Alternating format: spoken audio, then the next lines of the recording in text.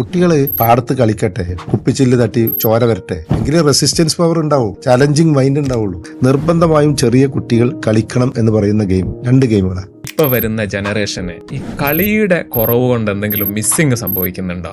എന്തുകൊണ്ട് നമ്മുടെ കുട്ടികൾക്ക് കളിക്കാനുള്ള അവസരങ്ങൾ ഇല്ലാതാവുന്നു? അത് സൃഷ്ടിക്കുന്ന ആരോഗ്യപരവും മാനസികവുമായ പ്രത്യാഘാതങ്ങൾ എന്തൊക്കെയാണ്? മാതാപിതാക്കൾക്കും സ്കൂളുകൾക്കും സർക്കാരിനും ഇതിൽ എന്ത് ചെയ്യാൻ കഴിയും? എല്ലാവരും ചാമ്പ്യന്മാരാവില്ല, പക്ഷേ എല്ലാവരെയും ആരോഗ്യമുള്ളവരാക്കാം. ഞാൻ പറയുന്നത് സ്പോർട്സ്മാൻ സ്പിരിറ്റ് ഇല്ലാത്ത ആളുകൾ ഉണ്ടാവില്ല. മുൻ ദേശീയ കായിക താരവും കാലിക്കറ്റ് യൂണിവേഴ്സിറ്റി ഫിസിക്കൽ എഡ്യൂക്കേഷൻ ഡയറക്ടറും കായിക വിദ്യാഭ്യാസ രംഗത്തെ പ്രമുഖ അക്കാദമിക് വിദഗ്ധനുമായ ഡോക്ടർ സക്കീർ ഹുസൈൻ എന്ന് നമ്മോടൊപ്പം ചേരുന്നു.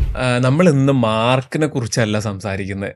മാർക്കല്ല, നമ്മൾ നേരത്തെ സംസാരിച്ചതുപോലെ ആരോഗ്യമാണ് പ്രധാനപ്പെട്ടത് എന്ന് നമ്മൾ പറഞ്ഞല്ലോ. അപ്പം നമ്മളോട് ഇന്ന് ഈ വിഷയത്തെക്കുറിച്ച് സംസാരിക്കാൻ ഞാൻ നോക്കിയ സമയത്ത് സക്കീർ സാറ്, കാലിക്കറ്റ് യൂണിവേഴ്സിറ്റിയുടെ ഫിസിക്കൽ എഡ്യൂക്കേഷൻ ഡിപ്പാർട്ട്മെൻറ്റിൻ്റെ ഡയറക്ടർ, നിങ്ങളെപ്പോലെ ഈ വിഷയം സംസാരിക്കാൻ അപ്രോപ്രിയേറ്റ് ആയ ഒരാളെ ഞാൻ കണ്ടിട്ടില്ല. അതുകൊണ്ട് തന്നെയാണ് നമ്മൾ ഈ വിഷയത്തിൽ സംസാരിക്കാൻ വേണ്ടിയിട്ട് താങ്കളെ കൊണ്ടുവന്നിരിക്കുന്നത് നമ്മുടെ പോഡ്കാസ്റ്റിലേക്ക്. ഇതിൽ നാട്ടിൽ പാരൻസിനാണെങ്കിലും കുട്ടികളാണെങ്കിലും എല്ലാവരും നോക്കിക്കൊണ്ടിരിക്കുന്നത് നല്ല ബ്രൈറ്റായിട്ടുള്ള ആളാവണം, നല്ല ബുദ്ധിയുള്ള ആളാവണം, നല്ല പൊസിഷനുകളിൽ എത്തണം എന്നാഗ്രഹിക്കാത്ത ആളുകളില്ല. അതിന് വേണ്ടിയിട്ടുള്ള നെട്ടോട്ടമാണ് ശരിക്കും പറയുകയാണെങ്കിൽ നമ്മൾ കാണുന്നത്. അപ്പം അതിൽ ഫുൾ A+ഓ ഫുൾ A1ഓ വാങ്ങിക്കൊടുക്കാനുള്ള ട്യൂഷൻ സെൻറ്ററുകൾ ഇന്നുണ്ട്. കോച്ചിങ് ഇൻസ്റ്റിറ്റ്യൂഷനുകൾ ഇന്ന് നാട്ടിലെല്ലായിടത്തും അവൈലബിൾ ആണ്. പക്ഷേ ഇതിൻ്റെ മർമ്മപ്രധാനമായിട്ടുള്ള കാര്യം നല്ല ആരോഗ്യം ഉണ്ടെങ്കിൽ അവർക്ക് നന്നായിട്ട് ചിന്തിക്കാൻ കഴിയുള്ളൂ. അതിനെക്കുറിച്ച് പലപ്പോഴും നമ്മൾ അവയർനെസ് പോവാറില്ല. ഞാൻ ഡയറക്റ്റായിട്ട് സാറോട് ചോദിക്കുന്നത്, ഈ വിഷയത്തിൽ സാറുടെ അഭിപ്രായം എന്താ?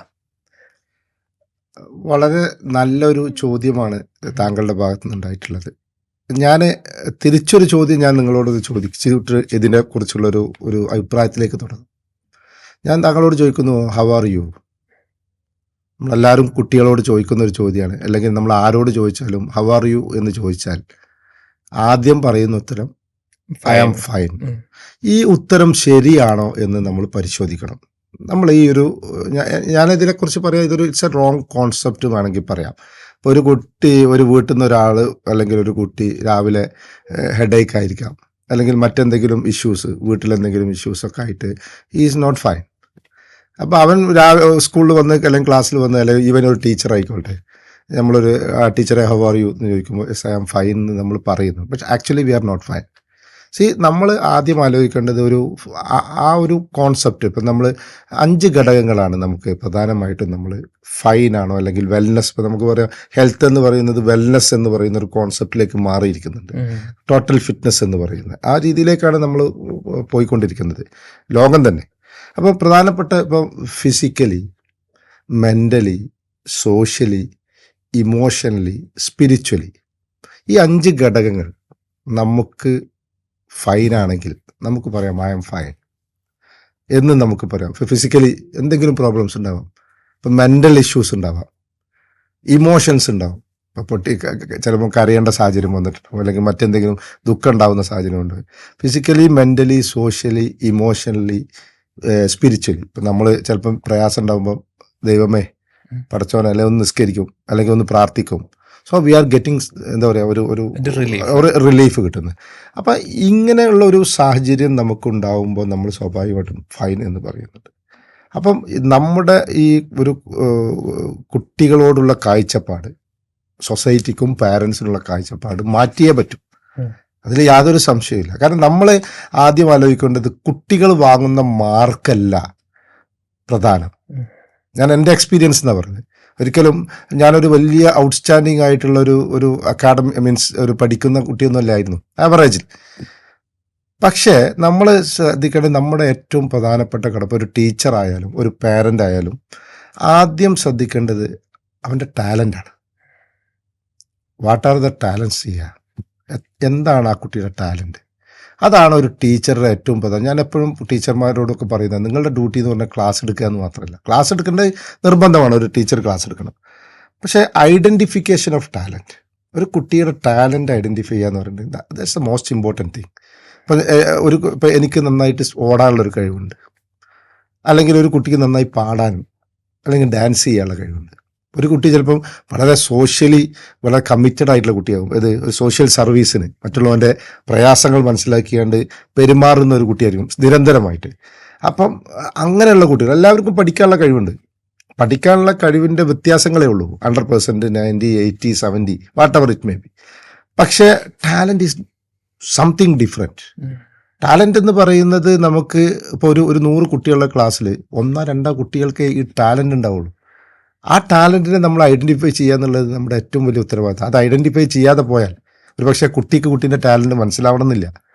അത് ഐഡൻറ്റിഫൈ ചെയ്യേണ്ടത് പാരൻസും കുട്ടികളും. അതിന് പകരം നീ ഇതിനൊന്നും പോകണ്ട, നീ ഇതിൻ്റെ ഒന്നും ആവശ്യമില്ല, നീ പഠിക്ക്, ക്ലാസ്സിൽ ഒന്നാമനായിട്ട് ഞാൻ പറഞ്ഞില്ലേ, ഒന്നാമനായ പല ആളുകളുണ്ട്. അവരെക്കാൾ മിടുക്കരായിട്ടും നല്ല സ്ഥാനങ്ങളിൽ 10ാമതും 50ാമതും ആയ ആളുകൾ വന്നിട്ടുള്ള ചരിത്രങ്ങൾ എത്രയോ ഉണ്ട് നമ്മുടെ മുമ്പിൽ.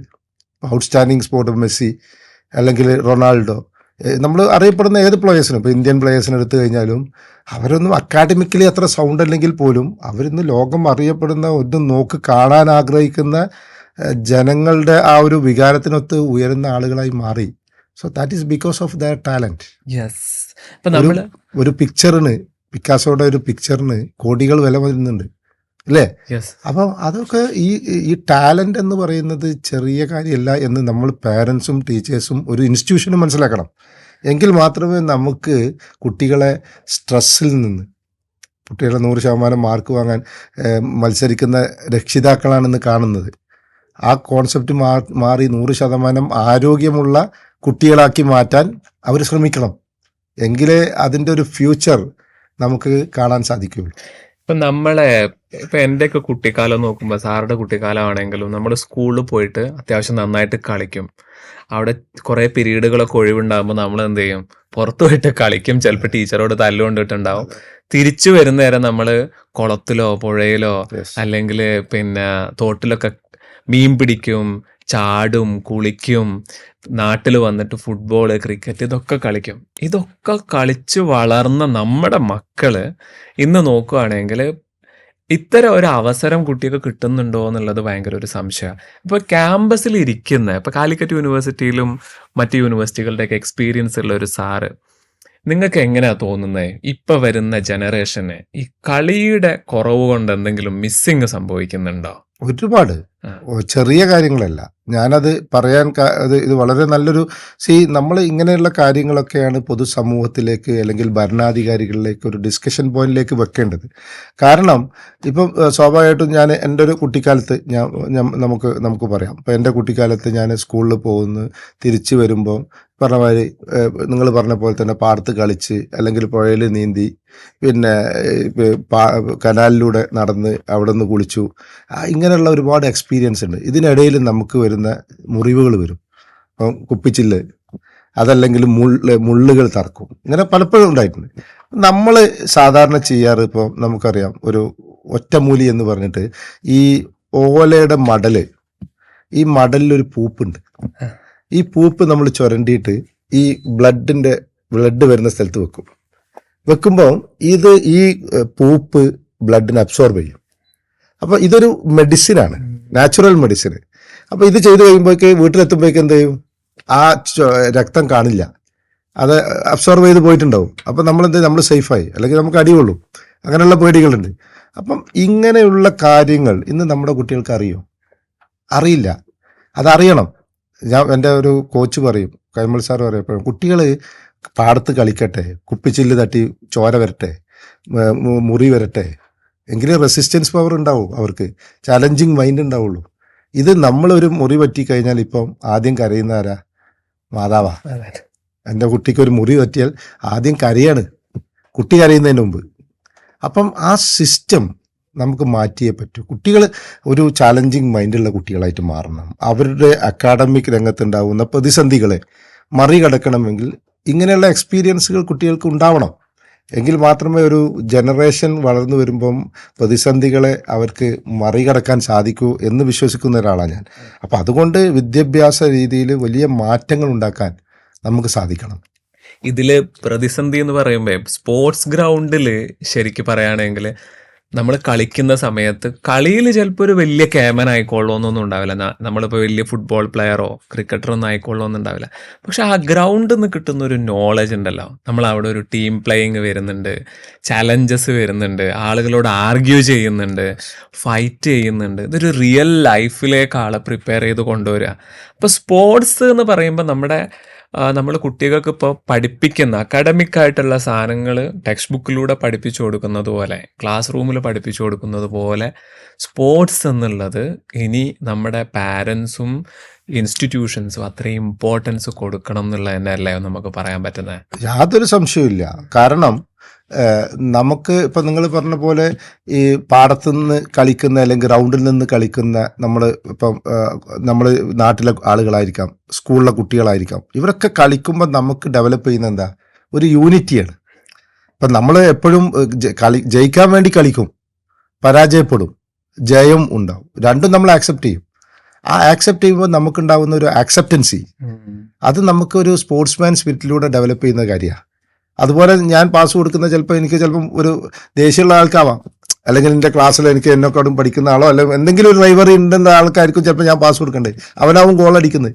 സോ ദ സിസ്റ്റം, ആ സിസ്റ്റം എന്ന് പറയുന്നത് വലിയ രീതിയിലേക്കുള്ള കുട്ടികളുടെ ക്യാരക്ടർ മോൾഡ് ചെയ്യുന്നതിൽ പ്രധാനപ്പെട്ട ഘടകം. പ്രത്യേകിച്ച് ഡിസിപ്ലിൻ്റെ കാര്യത്തിൽ ഇപ്പം ഞാൻ എപ്പോഴും എൻ്റെ മുൻ വൈസ് ചാൻസലർ പറഞ്ഞൊരു കാര്യമുണ്ട്, ഞാനത് എപ്പോഴും പലയിടത്തും പറയാറുണ്ട്. അതായത് നമ്മൾ ഇപ്പോൾ ഒരു സ്കൂളിൽ നിന്ന് ഒരു കുട്ടിയെ എന്തെങ്കിലും കാരണത്താൽ പുറത്താക്കി കഴിഞ്ഞാൽ ആ കുട്ടിക്ക് വേണ്ടി ചിലപ്പോൾ ഒരു പക്ഷേ സമരം നടത്തും കുട്ടികൾ. അതല്ലെങ്കിൽ പാരൻസ് വരികയോ അല്ലെങ്കിൽ ആരെങ്കിലും പൊളിറ്റീഷ്യൻസോ ആരെങ്കിലും ഇൻവോൾവ് ചെയ്ത് പ്രിൻസിപ്പാളെയോ മാനേജ്മെൻറ്റിനോ കണ്ടിട്ട് ആ കുട്ടിയെ തിരിച്ചെടുക്കും. അങ്ങനെ സ്വാഭാവികമാണ്, ഒരു വാണിംഗ് കൊടുക്കും, അല്ലെങ്കിൽ രണ്ടാമത് വാണിംഗ് കൊടുത്താലും വലിയ ഇൻഫ്ലുവൻസ് ഒക്കെ വന്ന് ചെയ്യാം. എന്നാൽ ഒരു ഫുട്ബോൾ എടുത്താൽ, നമുക്ക് എല്ലാവർക്കും ഫുട്ബോളാണുള്ള ഇഷ്ടം, ഒരു ഫുട്ബോളിൽ റെഡ് കാർഡ് കാണിച്ചാൽ എന്താ നിയമം നമുക്കറിയാം.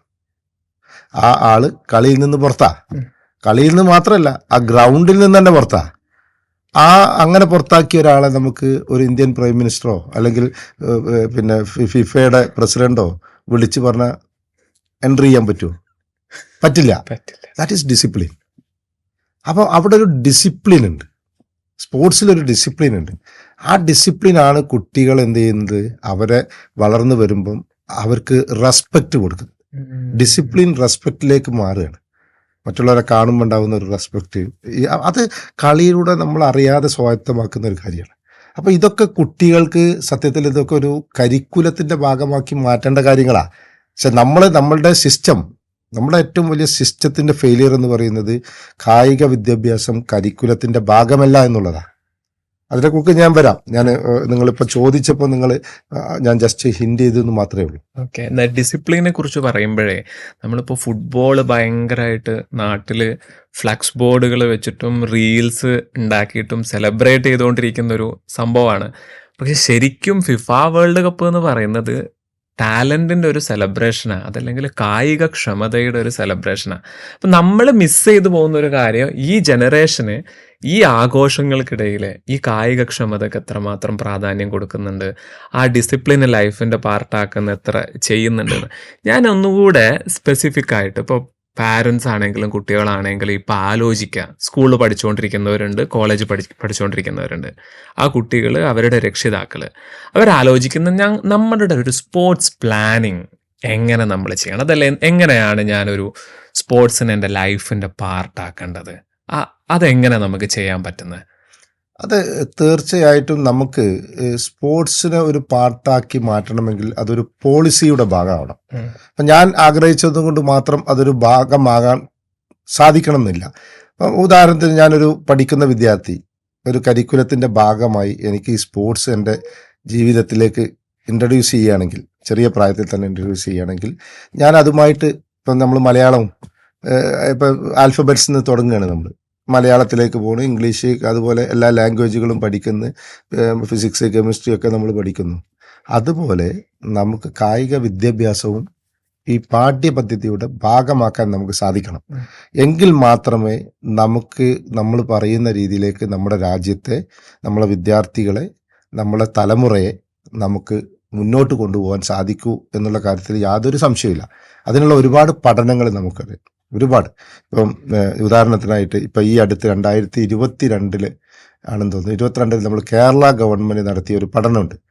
ഈ പഠനത്തിൽ പറയുന്നത് 90% കുട്ടികൾ CBSE ICSE സിലബസിൽ പഠിക്കുന്ന 90% കുട്ടികളും ബിലോ ഫിറ്റ്നസ് ലെവൽ എന്നാണ് റിസർച്ച് പറഞ്ഞതാണ്, ഞാൻ കണക്കുകൾ പറയാം. അതുപോലെ ഗവൺമെൻറ് സ്കൂളിൽ പഠിക്കുന്ന 80% കുട്ടികൾ ബിലോ ഫിറ്റ്നസ് ലെവലാണെന്ന് പറയും. അപ്പം എവിടെയാണ് നമ്മുടെ ഫിറ്റ്നസ് ലെവൽ കെടുക്കുന്നത് നമുക്കറിയാം. അപ്പം അത് നമ്മളൊക്കെ ഒരു വലിയ ഭീകരമായിട്ടുള്ള ഒരു കണക്കാണ്. ഇന്ത്യയിലെ ഏറ്റവും വലിയ എന്താ പറയുക ഷുഗർ കലവറ എന്ന് പറയുന്നത്, ഷുഗർ രോഗികളുടെ കലവറ, പ്രമേഹ രോഗികളുടെ കലവറ എന്ന് പറയുന്നത് കേരളമാണ്. അപ്പം അത് എന്തുകൊണ്ടാണ് സംഭവിക്കുന്നത്?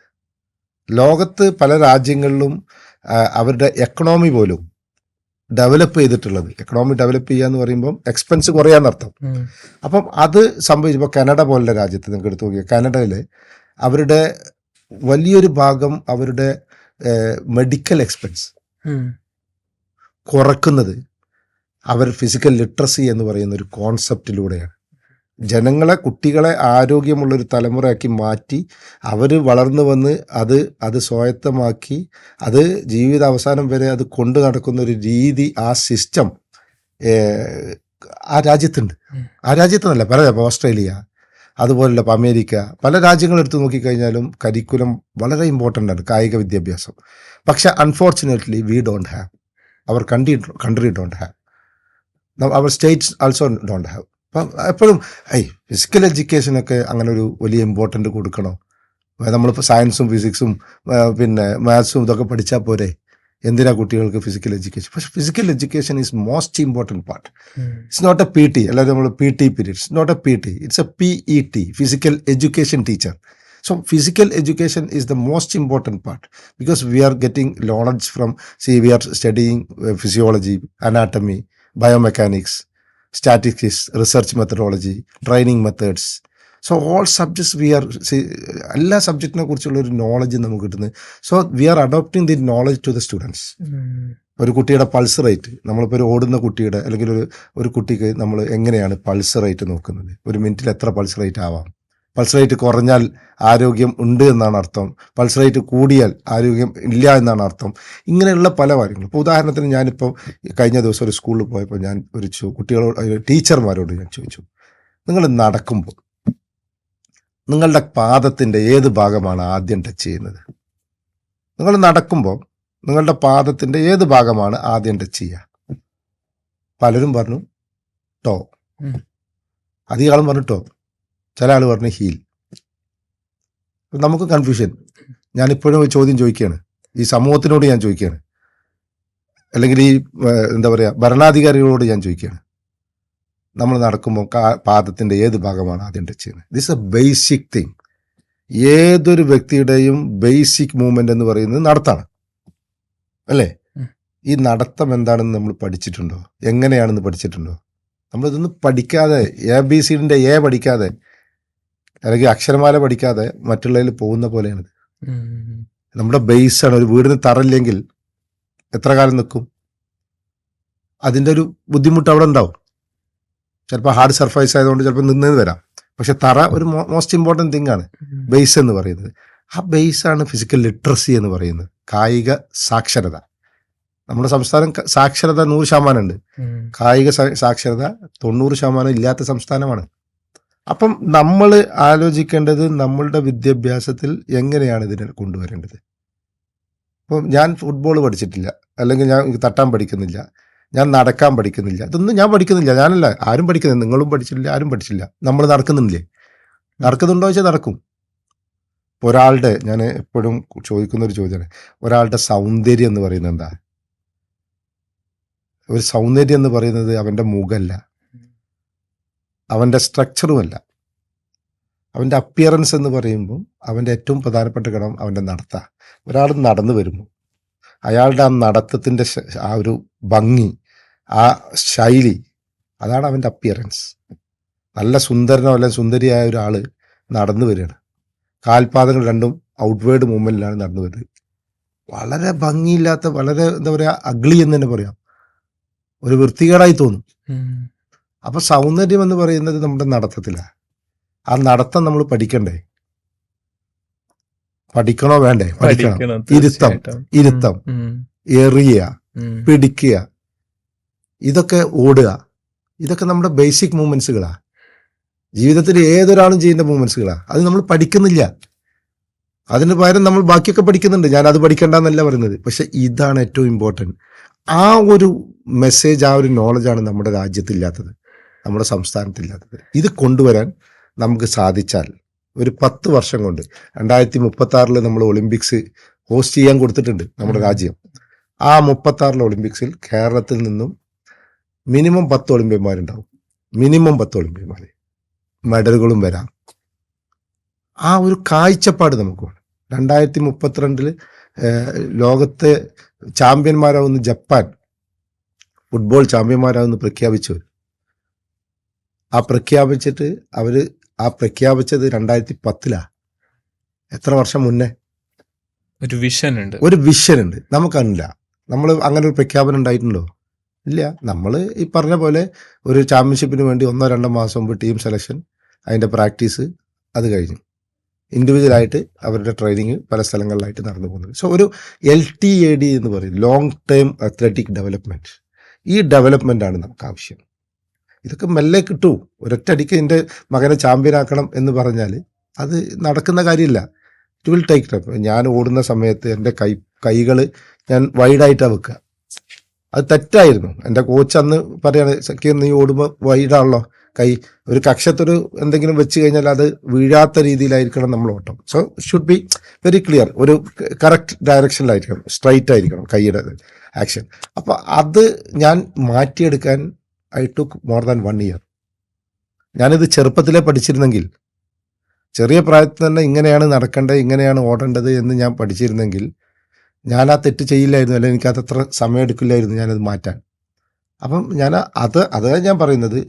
ഒരുപാട് ടാലൻ്റ് ഉണ്ട്, ഔട്ട്സ്റ്റാൻഡിങ് ടാലൻ്റ്. ഞാൻ എപ്പോഴും പറയും, മലബാർ എന്ന് പറയുന്നത് കായിക ഖനിയാണ്. കുഴിച്ചെടുത്താൽ സ്വർണങ്ങൾ കിട്ടുന്ന ഖനിയാണ്. കാരണം അതിന് പ്രത്യേകതയുണ്ട്. നമ്മുടെ പൂർവികർ എന്ന് പറയുന്നത് നമുക്കറിയാം, ഒരുപാട് മുസ്ലിം കലാപത്തിലും പിന്നെ അതുപോലെ തന്നെ പോരാട്ടങ്ങളിലൊക്കെ പങ്കെടുത്ത ആളുകൾ. പിന്നെ നമ്മുടെ ജോഗ്രഫി എന്ന് പറയുന്നത് പുഴകളുണ്ട്, പാടങ്ങളുണ്ട്, മലകളുണ്ട്, അങ്ങനെ എല്ലാ രീതിയിലുള്ള അറ്റ്മോസ്ഫിയറും ചാലഞ്ചിങ് മൈൻഡുള്ളവരാ.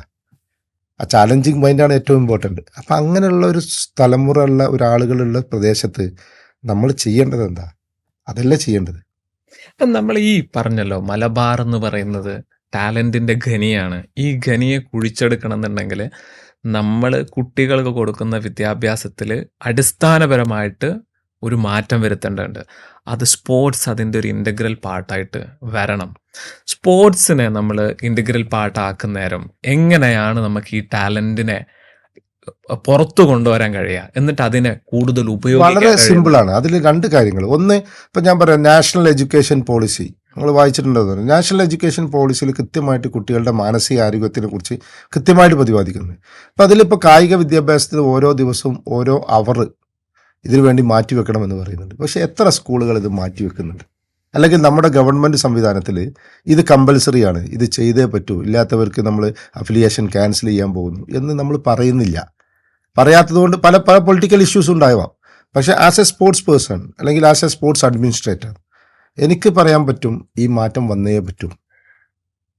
അതുപോലെ ഞാൻ ചോദിക്കുന്നത്, ഇപ്പം നമ്മൾ ഈ കേരളത്തിലെ അത്ലറ്റ്സിനെ എടുത്തു നോക്കാം, PT ഉഷ ആയിക്കോട്ടെ, അഞ്ജു ബോബി ജോർജ് ആയിക്കോട്ടെ, അത്ലറ്റിക്സിലെ ആളുകളെ പറയാം. ഇനി ഫുട്ബോളിൽ എടുത്തു കഴിഞ്ഞാൽ തന്നെ നിരവധി പയ്യം വിജയൻ ആയിക്കോട്ടെ, ഏത് കായിക താരങ്ങൾ എടുത്തു കഴിഞ്ഞാലും എവിടെയും ഒരു ടാലൻ്റ് ഐഡൻറ്റിഫിക്കേഷന് ഒരു കായിക അധ്യാപകരുണ്ട്. ഇപ്പം നിരവധി ഒളിമ്പ്യന്മാർ നമുക്ക് കേരളത്തിലുണ്ട്. ആ ഒളിമ്പ്യന്മാരുടെയൊക്കെ ചെറിയ കാലത്തിൽ സ്കൂളുകളിൽ നിന്ന് കണ്ടെത്തിയിട്ട് കായിക അധ്യാപകരാണ്. ഇന്ന് ആ സമയത്ത് നമുക്ക് കായിക അധ്യാപകരില്ല. ഹൈസ്കൂളിൽ മാത്രം കുറച്ച് അധ്യാപകർ. ഒരാളുടെ ഏറ്റവും പീക്ക് ടൈമാണ് ഈ പീക്ക് ടൈം +2 ലെവൽ. അവൻ്റെ ഒരു പീക്ക് ടൈമാണ് ഏജ് എന്ന് പറയുമ്പോൾ. അവർക്ക് സ്പോർട്സ് കുറച്ചും കൂടി ഡെവലപ്പ് ചെയ്യാൻ പറ്റും. കണ്ടെത്തുന്ന സമയമാണ് LP സ്കൂളുകൾ. ഇവിടെ 2 സ്ഥലത്തും കായിക അധ്യാപകരില്ല. അത് നമ്മുടെ ഏറ്റവും വലിയ പ്രോബ്ലമാണ്. ഉദാഹരണത്തിന് ഇപ്പോൾ മലയാളത്തിന് അധ്യാപകരില്ല, ഇംഗ്ലീഷിന് അധ്യാപകരില്ല, കെമിസ്ട്രിക്കോ ഫിസിക്സിന് അധ്യാപകരില്ല. അതൊരു ഇഷ്യൂ ആവില്ലേ? അത് കൊണ്ടുവരണം എന്നുള്ളതോ അല്ലെങ്കിൽ അതിനുള്ള പോസ്റ്റ് ക്രിയേഷനും ഗവൺമെൻറ് നടത്തില്ലേ? എന്തുകൊണ്ട് കായിക വിദ്യാഭ്യാസത്തിന് ഈ പോസ്റ്റ് ക്രിയേഷനോ അല്ലെങ്കിൽ ഈ ഉള്ള ആളുകളെ തന്നെ ഒരു റിട്ടയർഡ് ആയി കഴിഞ്ഞാൽ പകരം ആൾ വരാതിരിക്കുന്നത്? അപ്പം നമുക്ക് ഓരോ സ്കൂളിലും മിനിമം ഒരു കായിക അധ്യാപകൻ നിർബന്ധമാണ്. അത് ഞാൻ പറയുകയാണെങ്കിൽ LP, UP, ഹൈസ്കൂൾ, +2 ഈ 4 മേഖലയിലും 4 അധ്യാപകർ വേണം. അതൊരു വലിയ നമ്മൾ ഇപ്പം ഉണ്ടാക്കുന്ന ഒരു എക്സ്പെൻസ് അത് നമ്മൾ നോക്കിക്കഴിഞ്ഞാൽ അതിനല്ലെങ്കിൽ നമ്മൾ ഒരു തരണം ചെയ്ത് കഴിഞ്ഞാൽ നമുക്ക് കിട്ടാൻ പോകുന്നത് കോടികളുടെ ലാഭമാണ്. അവർ ആരോഗ്യമുള്ള ഒരു തലമുറയാക്കി മാറ്റുമ്പം, അല്ലെങ്കിൽ അവർ നമ്മുടെ രാജ്യത്തിൻ്റെ അഭിമാന താരങ്ങളായിട്ട് മാറുമ്പോൾ. നമുക്കറിയാം ഒളിമ്പിക്സിൽ ദേശീയ ഗാനം ആലപിക്കണമെങ്കിൽ ഗോൾഡ് മെഡലുള്ള ആളുകളുടെ രാജ്യത്തിൻ്റെ ദേശീയ ഗാനമാണ്. അത് ഇന്ത്യക്ക് നിരവധി ദേശീയ ഗാനം, ഇന്ത്യയുടെ ഗാനം ആലപിക്കാനുള്ള സാഹചര്യം നമുക്ക് ഉണ്ടാവണം. അതുണ്ടാവണമെങ്കിൽ അടിസ്ഥാനമായ സൗകര്യങ്ങളും അടിസ്ഥാനമായ കാഴ്ചപ്പാടുകളും ഉണ്ടാവണം. അതുണ്ടെങ്കിൽ മാത്രമേ നമുക്ക് മാറ്റങ്ങൾ ഉണ്ടാക്കാൻ സാധിക്കുകയുള്ളൂ. അല്ലാതെ കായിക വിദ്യാഭ്യാസത്തിനോടൊരു സമീപനത്തിൽ വ്യത്യാസം ഉണ്ടായിക്കഴിഞ്ഞാൽ എന്നും നമ്മളിങ്ങനെ പോകും. നമ്മളുടെ നമുക്കറിയാം ലൈഫ് സ്റ്റൈൽ ഡിസീസ് ഏറ്റവും കൂടുതൽ നമുക്കുള്ള ആളുകളാണ്. ആ ലൈഫ് സ്റ്റൈൽ ഡിസീസ് എന്തുകൊണ്ട് വരുന്നത്? It's created by our self. Life style disease is created by our self, അല്ലേ? നമ്മളുണ്ടാക്കുന്ന അത് 100% പാരമ്പര്യമാണെന്ന് പറയുന്നുണ്ടെങ്കിലും അതിനെ എക്സ്റ്റെൻഡ് ചെയ്യാൻ നമുക്ക് കായികപരമായിട്ടുള്ള ആക്ടിവിറ്റീസ് വേണം. ഇതിൽ ഒരു പാരൻറ്റിനാണെങ്കിലും കുട്ടിക്കാണെങ്കിലും വരുന്നൊരു സംശയം എന്തായിരിക്കും എന്ന് ചോദിച്ചാൽ, എൻ്റെ മോനെ അല്ലെങ്കിൽ മകള് എത്ര കളിച്ചാലും നല്ലൊരു ക്രിക്കറ്ററോ സ്പോർട്സ് പേഴ്സണോ ആയി മാറില്ല. പിന്നെ എന്തുകൊണ്ട് കായികം എന്നുള്ളതിന്, സ്പോർട്സ് എന്നുള്ളതിന് എന്തുകൊണ്ട് ഇത്ര പ്രാധാന്യം കൊടുക്കണം? ഇത് എങ്ങനെയാണ് ആ കുട്ടിയുടെ ഒരു മനുഷ്യൻ എന്നുള്ള വളർച്ചയിൽ, അതല്ല കരിയറിൽ, അക്കാഡമിക്സിൽ ഹെൽപ്പ് ചെയ്യാൻ പോകുന്നത്? അതെ, അത് തീർച്ചയായിട്ടും ഞാൻ അതിന് കൃത്യമായിട്ട് കാര്യങ്ങൾ പറയുന്നത്, നമ്മൾ ഇപ്പം എല്ലാവരും ചാമ്പ്യന്മാരാവില്ല, പക്ഷേ എല്ലാവരെയും ആരോഗ്യമുള്ളവരാക്കാം. ഞാൻ പറയുന്നത് സ്പോർട്സ്മാൻ സ്പിരിറ്റ് ഇല്ലാത്ത ആളുകൾ ഉണ്ടാവില്ല. ഏതൊരാൾക്കും, നിങ്ങളിപ്പോൾ ആരെടുത്ത് കഴിഞ്ഞാലും ഒരു സ്പോർട്സ്മാൻ സ്പിരിറ്റ് ഉണ്ടാവും, അവരുടെ മനസ്സിലുണ്ടാവും. അപ്പോൾ ആ സ്പോർട്സ്മാൻ സ്പിരിറ്റിനെയാണ് നമ്മൾ ഉപയോഗപ്പെടുത്തുന്നത്. എല്ലാവരും ചാമ്പ്യൻ, ഞാൻ നേരത്തെ പറഞ്ഞല്ലോ, ടാലൻ്റ് എന്ന് പറയുന്നത് എല്ലാവർക്കും ഉണ്ടാവണമെന്നില്ല, ഒരു 10%. ഇപ്പോൾ എൻ്റെ മകന് എനിക്ക് എഞ്ചിനീയർ ആക്കാനും ഡോക്ടറാക്കാനും എനിക്ക് താല്പര്യം ഉണ്ടാവും, പക്ഷേ ഞാൻ അവനെ സ്പോർട്സിലേക്ക് വിട്ടു. ഞാനൊരു യൂണിവേഴ്സിറ്റി ഡയറക്ടറായിട്ട് പ്രവർത്തിക്കുന്ന ഒരാൾ ഇപ്പോൾ പലപ്പോഴും എന്നോട് പറയാറുണ്ട്, നിങ്ങളെ ഞാൻ അപ്രീഷിയേറ്റ് ചെയ്യുന്നു മകനെ അങ്ങനെ വിട്ടതിൽ. ചിലവർ പറയും അവനെ വേറെ എന്തിലെങ്കിലും വിട്ടുവിടായിരുന്നു. പക്ഷേ ആസ് എ പാരൻറ്റ് എനിക്ക് അറിയാം അവൻ്റെ ടാലൻ്റ് എന്താണെന്ന്. അവന് വലിയ പഠിക്കാൻ മിടുക്കുള്ള ആളൊന്നുമല്ല, പക്ഷെ അവനെ സ്പോർട്സിൽ മിടുക്കുന്നുണ്ട്. അവൻ വേൾഡ് യൂണിവേഴ്സിറ്റി പങ്കെടുത്തു, അല്ല ഇൻ്റർ യൂണിവേഴ്സിറ്റി ചാമ്പ്യനായി. അത് യൂണിവേഴ്സിറ്റി ലെവലിലോ ഓൾ ഇന്ത്യ ലെവലിലൊക്കെ മെഡൽ വന്നു. ആ ടാലൻറ്റ് നമ്മൾ കണ്ടെത്തി. എല്ലാവർക്കും ആ ടാലൻറ്റ് ഉണ്ടാവണമെന്നില്ല. അപ്പം നമ്മൾ എന്ത് ചെയ്യും? അവരെ നമ്മൾ ചെയ്യുന്നത് ഈ സ്പോർട്സ്മാൻ സ്പിരിറ്റിനെ നമ്മൾ എന്ത് ചെയ്യാണ്? റീജുവനേറ്റ് ചെയ്യാണ്. നമ്മൾ അവർക്ക് സ്പോർട്സിനോട് താല്പര്യമുണ്ട്, എല്ലാവർക്കും ഉണ്ട് താല്പര്യം. അപ്പോൾ നമ്മൾ അവർക്ക് എന്താ വെച്ചിട്ടുണ്ടെങ്കിൽ അവർക്ക് പറ്റുന്ന രീതിയിൽ നമ്മൾ ഹെൽത്തി ടിപ്സുകൾ കൊടുക്കുന്നു, സ്കൂളുകളിൽ കരിക്കുലത്തിൻ്റെ ഭാഗമാവുന്നു. അപ്പോൾ 100% ഞാൻ എപ്പോഴും പറയുന്നതാണ്, ഫിസിക്കൽ ലിറ്ററസി എന്ന് പറയുന്നത്, കായിക സാക്ഷരത എന്ന് പറയുന്നത് 100% ഫിറ്റ്നസ് ഉണ്ടാക്കുക എന്നുള്ളതാണ്. ആ ഫിറ്റ്നസ്സാണ് നമ്മുടെ ഏറ്റവും പ്രധാനം സമ്പത്ത്. അത് ഞാൻ പറഞ്ഞത് നമ്മുടെ ആരോഗ്യമാണ്. ഈ 100% കുട്ടികൾക്ക് ആരോഗ്യം ഉണ്ടായി കഴിഞ്ഞാൽ, ഇപ്പോൾ ഉദാഹരണത്തിന് എൻ്റെ മകൻ ഇത് പഠിച്ചു, ചെറിയ ക്ലാസ്സിൽ LKG UKG നടക്കാനും ഇരിക്കാനും ഓടാനും പഠിച്ചു. ഞാൻ നടന്നു വരുമ്പോൾ എന്നോട് പറയും, ഇപ്പം അങ്ങനെയല്ല നടക്കേണ്ട ഇങ്ങനെയെന്ന് പറഞ്ഞ് കാണിച്ചു തരും, നമ്മളെ തിരുത്തും. അപ്പോൾ നമ്മളും ചെന്നു, എന്താണ് ഇപ്പം ഇങ്ങനെയൊക്കെ പറയുന്നത്, നമുക്കൊന്ന് ഇങ്ങനെ തന്നെയാണോ? അപ്പോൾ നമ്മൾ ചിലപ്പോൾ ഗൂഗിളിൽ നോക്കും എങ്ങനെയാണ് നടക്കേണ്ടത്, അല്ലെങ്കിൽ എന്താണ്. അപ്പം നമുക്ക് മനസ്സിലാവും ഇതാണ് ഞാൻ നടക്കുന്നത് തെറ്റാണ്. അപ്പം നമുക്കും തെറ്റ് തിരുത്താം, പക്ഷെ ആ തെറ്റ് തിരുത്തുമ്പോൾ നമുക്ക് നടത്തം മാറ്റാൻ കഴിയില്ല. കാരണം ഒരുപാട് ടൈം എടുക്കും. കാരണം നമ്മൾ ജീവിതത്തിൽ ശീലിച്ചു പോകുന്ന ഒരു നടത്താണ് ഈ രീതിയിലാണ് നടക്കുക. അപ്പം ചെറിയ പ്രായത്തിൽ ഈ ഒരു രീതിയിലേക്ക് ഞാൻ സ്കൂളിലൊക്കെ കുട്ടികളോട് ടീച്ചേഴ്സിനോട് ഞാൻ ഫിസിക്കൽ ലിറ്ററസിയുടെ ഒരു കരിക്കുലം ഞാൻ ഡിസൈൻ ചെയ്തിട്ടുണ്ട്. ഞങ്ങളൊരു 1.5 കോടി രൂപയുടെ റിസർച്ച് ഞങ്ങൾ ചെയ്യുന്നുണ്ട് ICS. ഞാൻ പറയാം. അപ്പോൾ അത് കരിക്കുലം ഡിസൈൻ ചെയ്ത് ഞാൻ എല്ലാ സ്കൂളുകളിലും പറയും, നമ്മളെ കുട്ടികൾ 100% ഹെൽത്തി ആണെന്നുള്ള ഒരു മെസ്സേജാണ് നമ്മൾ കൊടുക്കാൻ പോകുന്നത്. നിങ്ങൾ പാരൻസിന് കൊടുക്കണം, നിങ്ങളുടെ കുട്ടി ഇത്ര കൊല്ലം കൊണ്ട് ഹെൽത്തി ആയിരിക്കും. പിന്നെ എല്ലാ ഗെയിമുകളെക്കുറിച്ചും ആരോഗ്യത്തിൻ്റെ സ്ഥിതിയെക്കുറിച്ചും, ഡയറ്റ്, ഇപ്പോൾ ഒരു റോഡ് ക്രോസ് ചെയ്യുമ്പോൾ എന്തൊക്കെ ശ്രദ്ധിക്കണം, ഒരു ഉയരത്തു നിന്ന് ചാടുമ്പോൾ എങ്ങനെ ലാൻഡ് ചെയ്യണം, ഇങ്ങനെയുള്ള ബേസിക് ആയിട്ടുള്ള എല്ലാ നോളജുകളും നമ്മൾ ഈ വിദ്യാഭ്യാസത്തിൽ ഉൾപ്പെടുത്തിയിട്ടുണ്ട്. ആ നോളജാണ് നമ്മൾ കൊടുക്കുന്നത്. അപ്പോൾ ഒരു ടോട്ടൽ ഡെവലപ്മെൻറ്റ്, ഒരു കുട്ടിയുടെ ഒരു ടോട്ടൽ ഡെവലപ്മെൻറ്റാണ് നമ്മൾ വിഭാവനം ചെയ്യുന്നത്. ആ രീതിയിലേക്കാണ് നമ്മൾ സൊസൈറ്റിയെ കാണുന്നത്. അപ്പോൾ അത് ഒരു പക്ഷേ ഇപ്പം നമ്മളെ സംശയത്തോടെ കാണുന്നവരുണ്ടാവും. ഒരു 5 വർഷം കഴിഞ്ഞാൽ ഇതെല്ലാവർക്കും ആവശ്യവും. ഏത് പാരൻ്റാ മക്കൾ ആവണ്ടെന്നുള്ള വിചാരമുള്ളത് ഉണ്ടാവുമോ? ഉണ്ടാവില്ല. എല്ലാവരും നല്ല ആരോഗ്യമുള്ള കുട്ടികളാവണം എന്നുള്ളത്. എന്നിട്ട് അവരെന്ത് ചെയ്യും? ചിലപ്പോൾ ഒന്ന് ആരോഗ്യം കൂട്ടാൻ വേണ്ടി ചിലപ്പോൾ പ്രോട്ടീൻസൊക്കെ കുറേ പ്രോട്ടീൻസൊക്കെ അവൈലബിൾ ആണല്ലോ, അത് കൊടുക്കും, ഇത് കൊടുക്കും, ഇത് കൊടുക്കും. അതൊന്നും വേണ്ട. നല്ല എക്സസൈസ് ചെയ്താൽ തന്നെ നമുക്ക് ഈ കാര്യങ്ങളൊക്കെ കിട്ടും. ഇതിലെ നമ്മൾ പറയേണ്ട ഒരു കാര്യം, നല്ലൊരു എഡ്യൂക്കേഷണൽ ഇൻസ്റ്റിറ്റ്യൂഷൻ, പല യൂണിവേഴ്സിറ്റീസും പോയ സമയത്തെ അവിടെയൊക്കെ നല്ല ഗ്രൗണ്ടുകളുണ്ട്. ലൈബ്രറികളെക്കാളും കൂടുതൽ ഗ്രൗണ്ടുകളാണ്. കുട്ടികളും അധ്യാപകരും അവിടെയൊക്കെ കളിക്കുകയാണ്. ഇത് പറയാൻ കാരണം എന്താണെന്ന് വെച്ചാൽ അവരൊന്നും ഒരിക്കലും ഗ്രേറ്റ് സ്പോർട്സ്മാൻ ആവാനോ സ്പോർട്സ് പേഴ്സൺ ആവാനോ അല്ല കളിക്കുന്നത്. അവരെ ലൈഫിൻ്റെ അക്കാഡമിക്സിൻ്റെ ഭാഗമായിട്ട്, കരിയറിൻ്റെ ഭാഗമായിട്ട് എടുത്തിരിക്കുകയാണ്. ഇതിൽ നമുക്ക് ഞാൻ പലയിടത്തും കണ്ടൊരു കാര്യം എന്താണെന്ന് വെച്ചാൽ, ഒരാൾ ഒരു സ്പോർട്സിനെ ചൂസ് ചെയ്യുന്നതായിട്ട് കാണുന്നുണ്ട്. എൻ്റെ ഒരു സ്പോർട്സ്, ഞാനൊരു ക്രിക്കറ്റാണ്, എൻ്റെ ഒരു ബാഡ്മിൻ്റൺ ആണ്, ഇങ്ങനെ ഒരു സ്പോർട്സ് ചൂസ് ചെയ്യുന്നൊരു ടെൻഡൻസി ഞാൻ പല സിറ്റികളിലും കണ്ടിട്ടുണ്ട്. നമ്മുടെ നാട്ടിലും ഇതേ രീതിയിൽ കുട്ടികൾക്ക് നിൻ്റെ ഒരു സ്പോർട്സ്, അതിൽ നീ ഭയങ്കര ഒരു സ്പോർട്സ് പേഴ്സൺ ആവണമെന്നൊന്നുമില്ല, അത് ഡെവലപ്പ് ചെയ്തെടുക്കുക എന്ന് പറയുന്നത് നമുക്ക് സജസ്റ്റ് ചെയ്ത് കൊടുക്കാൻ പറ്റുന്നതാണോ? തീർച്ചയായിട്ടും. അത് ഞാൻ പറഞ്ഞില്ലേ, ഈ ഫിസിക്കൽ ലിറ്ററസി എന്ന് പറയുന്ന കോൺസെപ്റ്റാണ് അതിൻ്റെ ഏറ്റവും പ്രധാനപ്പെട്ട. അപ്പോൾ ഉദാഹരണത്തിന് ഇപ്പോൾ ഞാൻ പറയാം, ഒരു കുട്ടി 10 വയസ്സിൽ തന്നെ അവൻ സെലക്ട് ചെയ്യാൻ പാടില്ല. അല്ലെങ്കിൽ 11, ഈ ഫിസിക്കൽ ലിറ്ററസി ഏജ് എന്ന് പറയുന്നത് 0 to 12 12 വയസ്സ്, അതായത് 7ാം ക്ലാസ്. ഇപ്പോൾ 7ാം ക്ലാസ് എത്തുമ്പോഴേക്കും ഒരു കുട്ടി ബെസ്റ്റ് ഫുട്ബോളർ ആവണം അല്ലെങ്കിൽ ബെസ്റ്റ് ക്രിക്കറ്റർ ആവണം എന്ന് നമ്മൾ ആഗ്രഹിക്കരുത്. അതാണ് ഞാൻ പറയുന്നത്. ഈ LKG മുതൽ 7ാം ക്ലാസ് വരെ നമ്മൾ കൊടുക്കുന്ന കായിക സാക്ഷരതാ വിദ്യാഭ്യാസമുണ്ട്. ഈ വിദ്യാഭ്യാസം നമ്മൾ എല്ലാ ഗെയിമിനെ കുറിച്ചും, ഇപ്പോൾ ഡ്രിബിൾ എങ്ങനെ ചെയ്യണം, ബാസ്കറ്റ് ഡ്രിബിൾ എങ്ങനെ ചെയ്യണം, ക്രിക്കറ്റിൽ ബാറ്റ് എങ്ങനെ പിടിക്കണം, എങ്ങനെ ഫ്രണ്ട് ഡ്രൈവ് ചെയ്യണം, ബാക്ക് ഡ്രൈവ് എങ്ങനെ കൊടുക്കണം, സ്ക്വയറിൽ എങ്ങനെ കളിക്കണം, അപ്പോൾ എങ്ങനെ ആയിരിക്കണം നമ്മുടെ കാലിൻ്റെ ഇത്, ഫുട്ബോൾ എങ്ങനെ കിക്ക് ചെയ്യുമ്പോൾ നമ്മളെ സപ്പോർട്ടിംഗ് ലെഗ് എവിടെ ആയിരിക്കണം, ബോളിൻ്റെ ഏത് ഭാഗത്ത് ഏത് തരം ഷോട്ടാണ് കളിക്കുന്നതെങ്കിൽ ഏത് ഭാഗത്ത് കിക്ക് ചെയ്യണം, അത് കിക്ക് ചെയ്ത് കഴിഞ്ഞാൽ അതിൻ്റെ ഫോളോ ത്രൂ എങ്ങനെ ആയിരിക്കണം, ഇതൊക്കെ കുട്ടി ലേൺ ചെയ്യണം, മനസ്സിൽ ഫീഡ് ചെയ്ത് വെക്കണം. എന്നിട്ട് 7ാം ക്ലാസ് കഴിയുമ്പോൾ 8ാം ക്ലാസ്സിലാണ് നമ്മൾ സ്പെഷ്യലൈസ് ചെയ്യുക. അപ്പോൾ ഈ 7ാം ക്ലാസ് എത്തുമ്പോഴേക്ക് ഈ സിസ്റ്റത്തിലൂടെ പോകുന്നൊരു കുട്ടി 7ാം ക്ലാസ് എത്തുമ്പോഴേക്ക് ഈ കുട്ടിയുടെ അഭിരുചി ഏതാണെന്ന് അവനക്ക് സ്വയം അറിയാൻ പറ്റും. മാത്രമല്ല ഒരു ടീച്ചർക്ക് കൃത്യമായിട്ട് പറയാം, ഇപ്പോൾ എക്സ്പ്ലോസീവ് പവറുള്ള ഒരു കുട്ടിയാണ്, എടാ നിനക്ക് വേണമെങ്കിൽ ഹൈ ജമ്പിലേക്ക് പോകാം, അതല്ലെങ്കിൽ ബാസ്കറ്റ് ബോളിലേക്ക് പോകാം, അല്ലെങ്കിൽ മറ്റേതെങ്കിലും ഗെയിമുകളിൽ സജസ്റ്റ് ചെയ്യാം. ഇപ്പം നല്ല എജിലിറ്റിയും കോർഡിനേഷനൊക്കെ ഉള്ളൊരു കുട്ടിയാണെങ്കിൽ നമുക്ക് പറയാം, നീ കൊക്കോ കളിച്ചോ, അല്ലെങ്കിൽ നീ ഫുട്ബോൾ കളിച്ചോ, അല്ലെങ്കിൽ ഒരാളുടെ ഫിസിക്കും നമ്മുടെ പ്രധാന ഘടക. ഇപ്പോൾ ഷോർട്ടായിട്ടുള്ള ഒരാൾ അവർക്ക് അഡ്വൈസ് ചെയ്ത ഒരു രീതിയിലുള്ള ഗെയിമിലാണ് നമ്മൾ അഡ്വൈസ് ചെയ്യേണ്ടത്, അവർക്ക് പറ്റുന്ന രീതിയിൽ.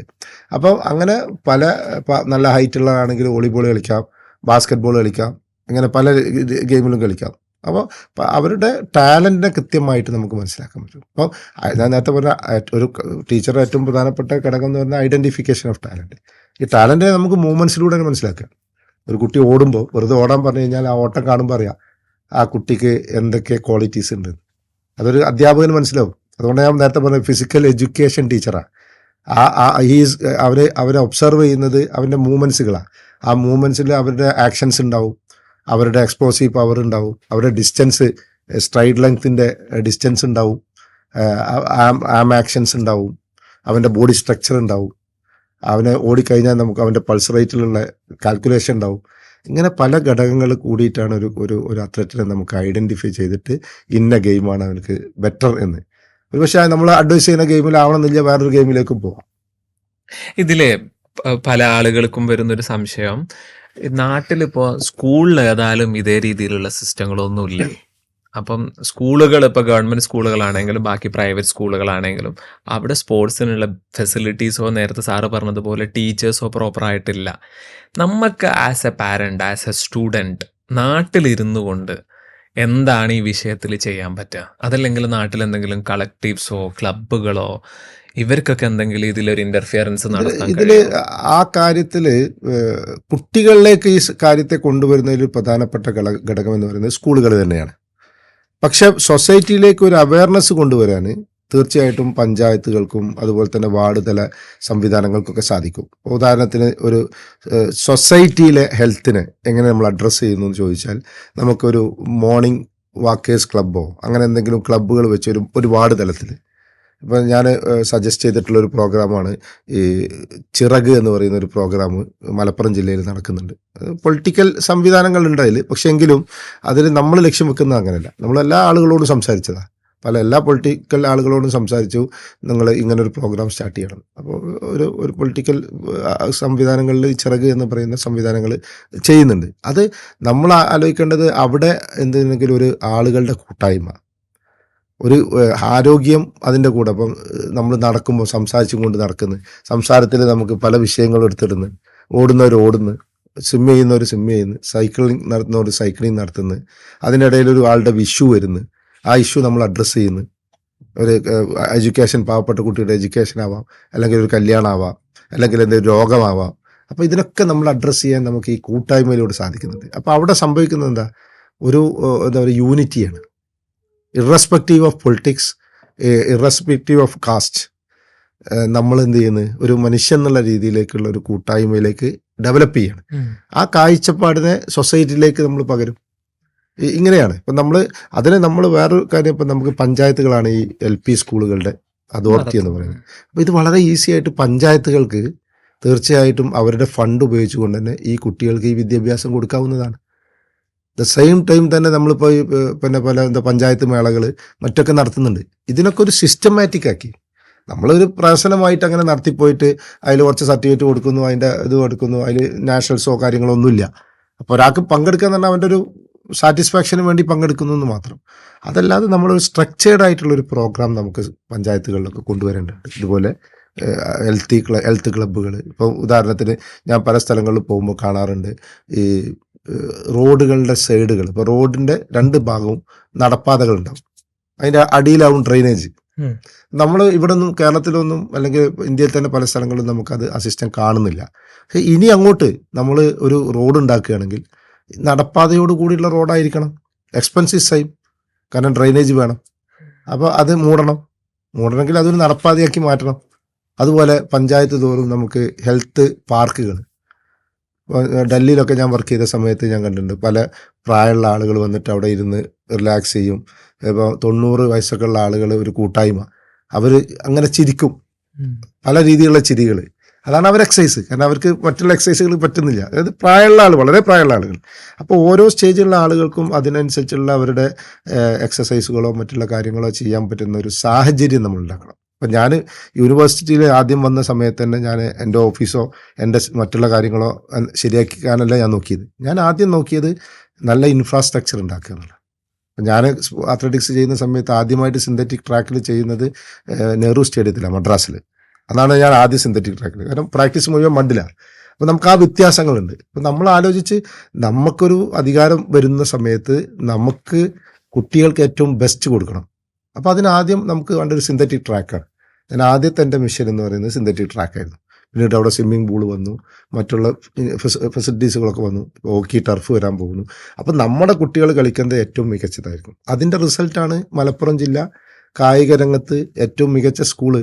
ആദ്യത്തെ സ്കൂൾ ഐഡിയൽ സ്കൂള്, രണ്ടാമത്തെ നവാമുകുന്ദ. ഈ 2 സ്കൂളും കേരളത്തിലെ ഏറ്റവും ബെസ്റ്റ് 2 സ്കൂളും മലപ്പുറം ജില്ലയിൽ നിന്നാണ്. ഈ കുട്ടികളൊക്കെ ആ സ്റ്റേഡിയത്തിൽ വന്ന് നമ്മുടെ ട്രാക്കിൽ പരിശീലനം നടത്തുന്ന കുട്ടികളാണ്, ഫ്രീ ഓഫ് കോസ്റ്റ്. അപ്പം നമ്മൾക്കൊരു ഒരു ബാധ്യതയുണ്ട്, സൊസൈറ്റിയിലേക്ക് കൊടുക്കാൻ പറ്റുന്ന ദ ബെസ്റ്റ് ഫെസിലിറ്റി നമ്മൾ കൊടുക്കുക. പ്രതിസന്ധികളൊക്കെ ഉണ്ടാവും, ആരോപണങ്ങളും ഉണ്ടാവും, സ്വാഭാവികമാണ്. പക്ഷെ അതിനപ്പുറത്തേക്ക് നമുക്ക് ഒരു റിസൾട്ട് ഉണ്ടാക്കണം. ആ റിസൾട്ട് വരുമ്പം എല്ലാവരും ഈ കുറ്റം പറയുന്നവരും അന്ന് അവരത് ചെയ്തത് നന്നായി, ഇല്ലെങ്കിൽ ഇത് ഇങ്ങനെ വരില്ലായിരുന്നു എന്നൊക്കെ പറയും. അപ്പോൾ കാഴ്ചപ്പാട് വളരെ പ്രധാനപ്പെട്ട ഒരു കാര്യം. ഇതിൽ സാറ് 2 കാര്യത്തെക്കുറിച്ച് സംസാരിക്കേണ്ടത്, സ്പോർട്സ് നമ്മൾ പ്രൊമോട്ട് ചെയ്യുമ്പോൾ നമുക്കതിൻ്റെ നമ്മൾ അറിയാതെ കിട്ടുന്നൊരു ബെനിഫിറ്റാണ്. ഒന്ന് ഡ്രഗിനെതിരെയുള്ള ഫൈറ്റ്, രണ്ടാമത്തത് കുട്ടികളുടെ അധികരിച്ചു വരുന്ന സ്ക്രീൻ ടൈം, സോഷ്യൽ മീഡിയ ഉപയോഗം.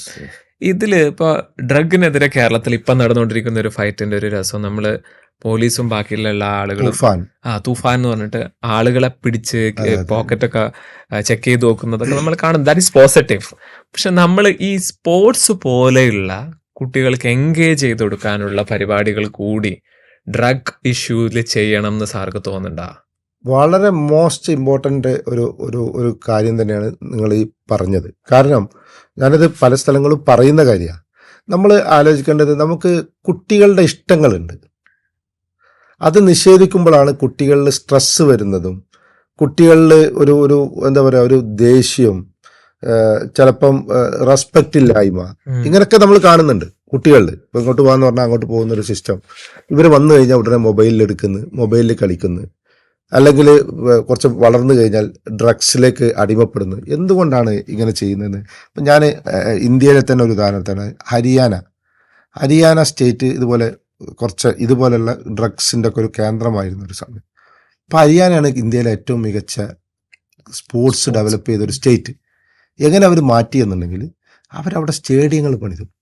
പല സ്ഥലങ്ങളിലും സ്റ്റേഡിയങ്ങൾ അല്ലെങ്കിൽ വ്യത്യസ്തമായിട്ടുള്ള സ്പോർട്സ് സൗകര്യങ്ങൾ അവിടെ ഡെവലപ്പ് ചെയ്തു. ആ ഡെവലപ്പ് ചെയ്ത സ്വാഭാവികമായിട്ടും ഈ യങ് ജനറേഷൻസ് അങ്ങോട്ട് അട്രാക്ട് ചെയ്തു. കാരണം ജനറേഷന് ഇഷ്ടപ്പെട്ടതാണ് സ്പോർട്സ്, കളി എന്ന് പറയുന്നത്. അപ്പോൾ കുട്ടികൾക്ക് സ്കൂളിൽ കുട്ടികൾക്ക് PT പീരീഡ് എന്ന് പറയുമ്പോൾ ഭയങ്കര സന്തോഷമാണ്. പക്ഷെ അത് നിഷേധിക്കുന്നു ഞാൻ നേരത്തെ പറഞ്ഞു. അപ്പോൾ ഞാനതിൽ കൃത്യമായിട്ടൊരു ഉദാഹരണം, നമ്മുടെ സുപ്രീം കോടതി ഒരു അമിക്കസ് ക്യൂരിയെ വെച്ചു ഈ കുട്ടികളുടെ ഹെൽത്തിനെ കുറിച്ച് പഠിക്കാൻ. അതിൽ അവർ കൊടുത്ത റിപ്പോർട്ട് അതൊരു മാഗസിനിൽ വന്നു. അതിനൊക്കെ ഭാഗമായിട്ടാണ് NEP-യിൽ ഈ കാര്യങ്ങൾ വന്നിട്ടുള്ളത്. അവർ കൊടുത്ത റിപ്പോർട്ട് എന്ന് പറയുന്നത് physical activity, physical education is a fundamental right of a student. അവരുടെ മൗലികമായ അവകാശമാണ്. അപ്പോൾ ആ മൗലികമായ അവകാശത്തെ ആരാ നിഷേധിക്കുന്നത്? ഗവൺമെൻറ് അല്ലേ? സിസ്റ്റം അല്ലേ? സ്കൂളല്ലേ? ടീച്ചേഴ്സ് അല്ലേ? പാരൻസ് അല്ലേ? കുട്ടികൾ എന്ത് വഹിച്ചു? കുട്ടികൾക്ക് അത് കിട്ടിക്കഴിഞ്ഞാൽ അവർ സന്തോഷമാണ്. പക്ഷെ സിസ്റ്റം ഇല്ല. ആ പ്രോബ്ലം നമ്മൾ എങ്ങനെ ഫേസ് ചെയ്യും? ഇതൊരു വലിയ ചോദ്യമാണ്. ഇത് ഫേസ് ചെയ്യണമെങ്കിൽ ഭരണ സംവിധാനം കൃത്യമായിട്ടുള്ള ശക്തമായിട്ടുള്ള ഒരു നിലപാടെടുക്കണം. ആ നിലപാടെടുത്തു കഴിഞ്ഞാൽ വലിയ മാറ്റങ്ങൾ നമ്മുടെ രാജ്യത്തുണ്ടാവും, ഒരു സംശയമില്ല അതിൽ. പക്ഷേ എന്തുകൊണ്ടത് മാറ്റങ്ങൾ വരുന്നില്ല എന്നുള്ളത് നമ്മൾ വളരെ സീരിയസ് ആയിട്ട് ചിന്തിക്കേണ്ട ഒരു വിഷയമാണ്. അപ്പോൾ കുട്ടികളിൽ ഇങ്ങനെ ഒഴിവുള്ള സമയത്ത് അവർക്കിഷ്ടം കളിയാ. പണ്ട് കാലത്ത് നമ്മൾ കളിക്കുന്നുണ്ട്, ഇപ്പം അവർക്ക് ആ സമയമില്ല. അപ്പം അവരെന്ത് ചെയ്യും? കളിക്കാൻ പോകുമ്പോൾ സ്കൂൾ വിട്ട് വന്നു കഴിഞ്ഞാൽ കളിക്കാൻ പോയിക്ക് ഉമ്മ ചീത്ത പറയും, അല്ലെങ്കിൽ വാപ്പ ചീത്ത പറയും, അമ്മ അച്ഛന് പറയും എങ്ങോട്ടാ പോകുന്നത്, നീ കളിക്കൊന്നും വേണ്ട, പുസ്തകം എടുത്ത് പഠിച്ചോ, അവന് നിന്നെക്കാൾ മാർക്കുണ്ട്, അടുത്ത പ്രാവശ്യം നിനക്കായിരിക്കണം മാർക്ക് കിട്ടേണ്ടത്. അവനെന്തായി?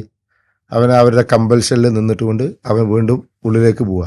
പിന്നെ മൊബൈൽ ചാൻസ് ഇട്ട് കളിക്കുന്നത്. ഞാൻ അതല്ലെങ്കിൽ അവൻ നെർവസ് ആയിക്കൊണ്ട് സ്ട്രെസ് ചെയ്തുകൊണ്ട് ആരെങ്കിലും പാടാന്ന് പറഞ്ഞിട്ട് 2 കഞ്ചാവ് അല്ലെങ്കിൽ മറ്റുള്ള ഏതെങ്കിലും രീതിയിലുള്ളൊരു പിന്നെ എന്താ പറയുക ഡ്രഗ്സിലേക്ക് ഒരിക്കൽ ടേസ്റ്റ് ചെയ്യുന്നു. പിന്നെ അത് അവൻ്റെ ഒരു ഹരമായി മാറുന്നു.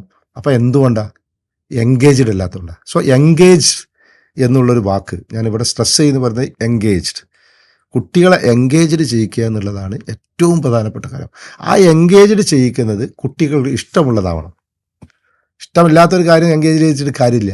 അങ്ങനെ എല്ലാ സമയത്തും ഒരു പഠിക്കുക. അപ്പം പിന്നെ ഓപ്ഷൻ എന്താ? കളിയാ. ആ കളിക്കാനുള്ള സാഹചര്യം നമ്മൾ കൊടുക്കണം, അതിനുള്ള ടൈം നമ്മൾ കൊടുക്കണം. അത് നിഷേധിക്കുന്നത് കൊണ്ടാണ് ഈ കുട്ടികളിൽ ഈ വാസന ഉണ്ടാവുന്നത്. അതാണ് ഒരു ബിസിനസ്സായി മാറുന്നത്. അപ്പോൾ കേരളം ഇന്ന് ഏറ്റവും കൂടുതൽ അതിൻ്റെ സെൻറ്ററാണ്. പല സംസ്ഥാനങ്ങളിൽ നിന്നും വ്യാപകമായിട്ട് ഡ്രഗ്സുകൾ കേരളത്തിലേക്കാണ് വരുന്നത്. എന്തുകൊണ്ടാണ്? ഇതൊരു മാർക്കറ്റാണ്. ഈ മാർക്കറ്റ് എന്തുകൊണ്ടുണ്ടായി എന്ന് നമ്മൾ ആലോചിക്കണം. ആലോചിക്കേണ്ട ഏറ്റവും പ്രധാനപ്പെട്ട ഘട്ടം കുട്ടികളെ എൻഗേജ്ഡ് ആക്കുന്നില്ല എന്നുള്ളതാണ്. വൈകുന്നേരത്തെ സമയത്ത് പോലെ കളിക്കാൻ ഒരു ഇൻട്രസ്റ്റ് ആക്കി കഴിഞ്ഞാൽ, നല്ലൊരു ഗ്രൗണ്ട് ഉണ്ടായാൽ പോലെ അവിടെ പോയി കളിക്കും. വാശി വരും, ബെറ്റൊക്കെ വെച്ചോട്ടെ, എങ്ങനെ കളിക്കട്ടെ. കളിച്ചു കഴിഞ്ഞാൽ ക്ഷീണിച്ചു വന്ന് ഫ്രഷായി നമ്മൾ പഠിക്കാനുള്ളത് പഠിച്ചു, നേരത്തെ കിടന്നുറങ്ങും അല്ലേ? കാരണം ആരോഗ്യപരമായിട്ട് അവർ കുറച്ച് ക്ഷീണം ഉണ്ടാവും.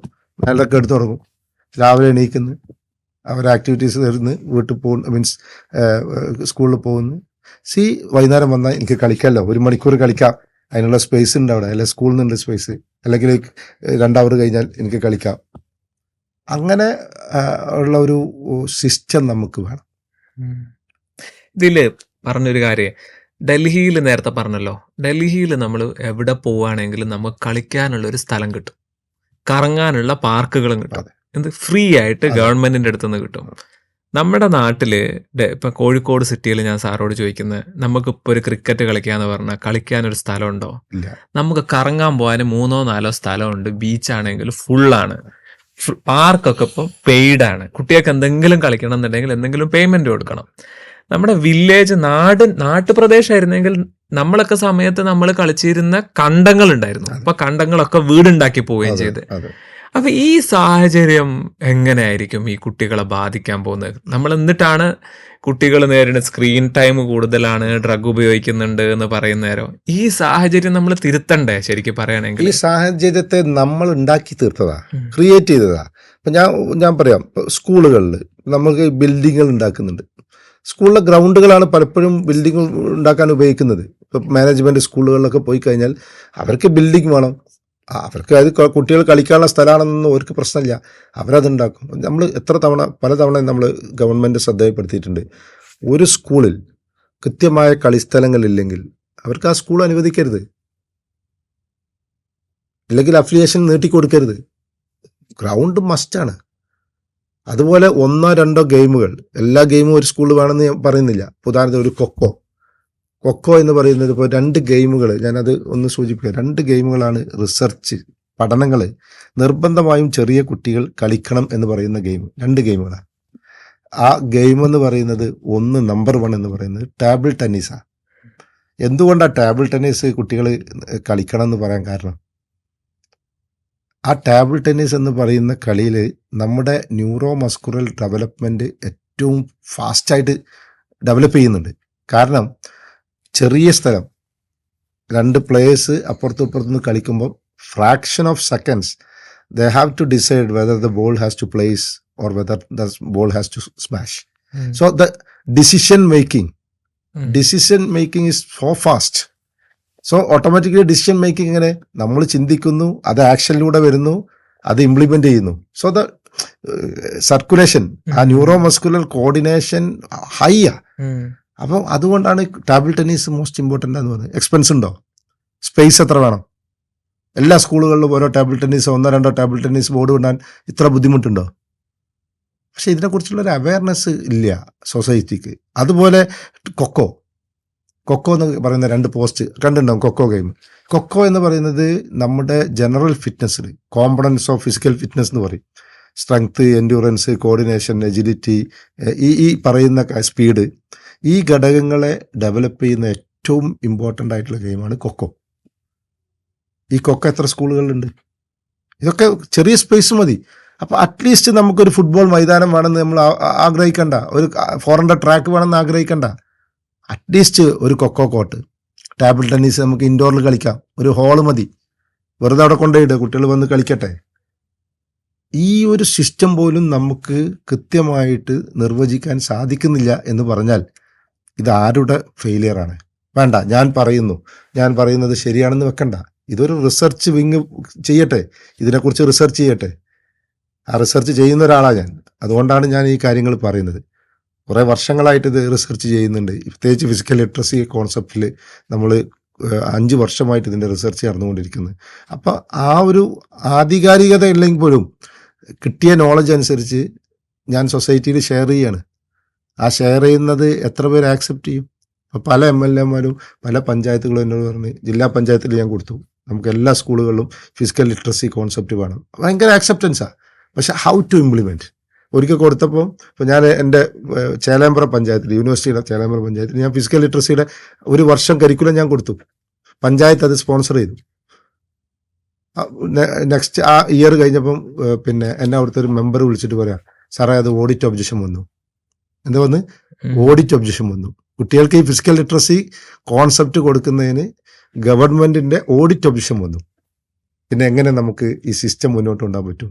സോ ആ സിസ്റ്റത്തിനെ നമ്മൾ അഡ്രസ്സ് ചെയ്യാൻ സാധിക്കണം. ഇപ്പോൾ ഞാൻ ഇത്ര കാര്യങ്ങൾ ഞാൻ പറഞ്ഞു, ഇത് പൊതുസമൂഹം കേട്ട് വിലയിരുത്തട്ടെ.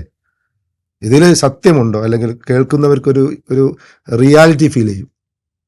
ആ റിയാലിറ്റി ഫീൽ ചെയ്യുക സ്വന്തം മക്കളിലൂടെ. അപ്പം ഞാൻ സംസാരിക്കുന്ന കാര്യങ്ങൾ ആദ്യം അവർക്കൂടെ മകനെ അല്ലെങ്കിൽ മകളെയാണ്. എൻ്റെ മകനും മകളും ഇതിലൂടെ കടന്നു പോയിട്ടുണ്ട്, അല്ലെങ്കിൽ അതുണ്ട് 100% പാരന്റ് എന്നുള്ള ആൾക്ക് എനിക്കറിയാം. ഞാനും എൻ്റെ മക്കളെ ആലോചിക്കും, അല്ലെങ്കിൽ എൻ്റെ വിദ്യാർത്ഥികളെ ആലോചിക്കും. അപ്പം നമ്മളെ സംബന്ധിച്ച് നമുക്കൊരു സോഷ്യൽ കമ്മിറ്റ്മെൻ്റ് ഉണ്ട്, ഒരു സാമൂഹികമായിട്ടുള്ളൊരു എന്താ പറയുക, ഒരു ആവശ്യം, അല്ലെങ്കിൽ നമുക്കൊരു ബാധ്യതയാണ്. അത് ഞാനും എൻ്റെ കുടുംബവുമല്ല, നമ്മുടെ കുടുംബം എന്നുള്ള നമ്മുടെ കേരളം, നമ്മുടെ രാജ്യം നാളെ ലോകത്തെ ഏറ്റവും, ഇപ്പോൾ ഞാൻ കഴിഞ്ഞ വേൾഡ് കപ്പ് കണ്ട ആളാണ്, ഖത്തറിൽ പോയി കണ്ട ആളാണ്. ഏകദേശം ഒരു 12ഓളം മാച്ച് ഞാൻ കണ്ടു. അപ്പോൾ ഞാനൊക്കെ മെസ്സി നേരിട്ട് കണ്ടു, ആ കളി കണ്ടു, പല കളികളും കണ്ടു. അപ്പോൾ ഞാനൊക്കെ ഇങ്ങനെ ഏതെങ്കിലും ഒരു രാജ്യത്തിന് വേണ്ടി സപ്പോർട്ട് ചെയ്യണമല്ലോ. അപ്പോൾ സ്വാഭാവികമായിട്ടും നമ്മളൊക്കെ ഇങ്ങനെ ആലോചിക്കും, ഞാൻ എന്നാ ഒരു ഇന്ത്യക്കാരെന്നുള്ള രീതിയിൽ ഇന്ത്യ എന്ന് പറഞ്ഞ് ഒന്ന് സപ്പോർട്ട് ചെയ്യാൻ എനിക്ക് സാധിക്കുമോ, അല്ലെങ്കിൽ എൻ്റെ കാലഘട്ടത്തിൽ സാധിക്കുമോ, അല്ലെങ്കിൽ അടുത്ത ജനറേഷന് സാധിക്കുമോ എന്ന് ഞാൻ അവിടുന്ന് ആലോചിച്ചു. അപ്പോൾ അതിനുള്ളൊരു പരിഹാരമാണ് ഈ ഫിസിക്കൽ ലിറ്ററസി, കായിക സാക്ഷരത. അത് നടപ്പാക്കിയേ പറ്റൂ. അത് ഇന്നല്ലെങ്കിൽ നാളെ നടപ്പാക്കും. പക്ഷെ അതിന് സമയം വൈകരുത്. ഇന്ന് നടപ്പാക്കിയാൽ നമുക്ക് 5 വർഷം കൊണ്ടോ 10 വർഷം കൊണ്ടോ നമുക്ക് നേടും. 2 വർഷം കഴിഞ്ഞ് പോകുമ്പോൾ അത്രയും സമയം നീണ്ടുപോകും. അപ്പോൾ അതുകൊണ്ട് തീരുമാനമെടുക്കേണ്ടത് ഭരണാധികാരികളാണ്. ഭരണാധികാരികൾ കണ്ണ് തുറക്കണം, അല്ലെങ്കിൽ ഇതിന് ഒരു ഓപ്പൺ ഡിസ്കഷനിലേക്ക് വരണം.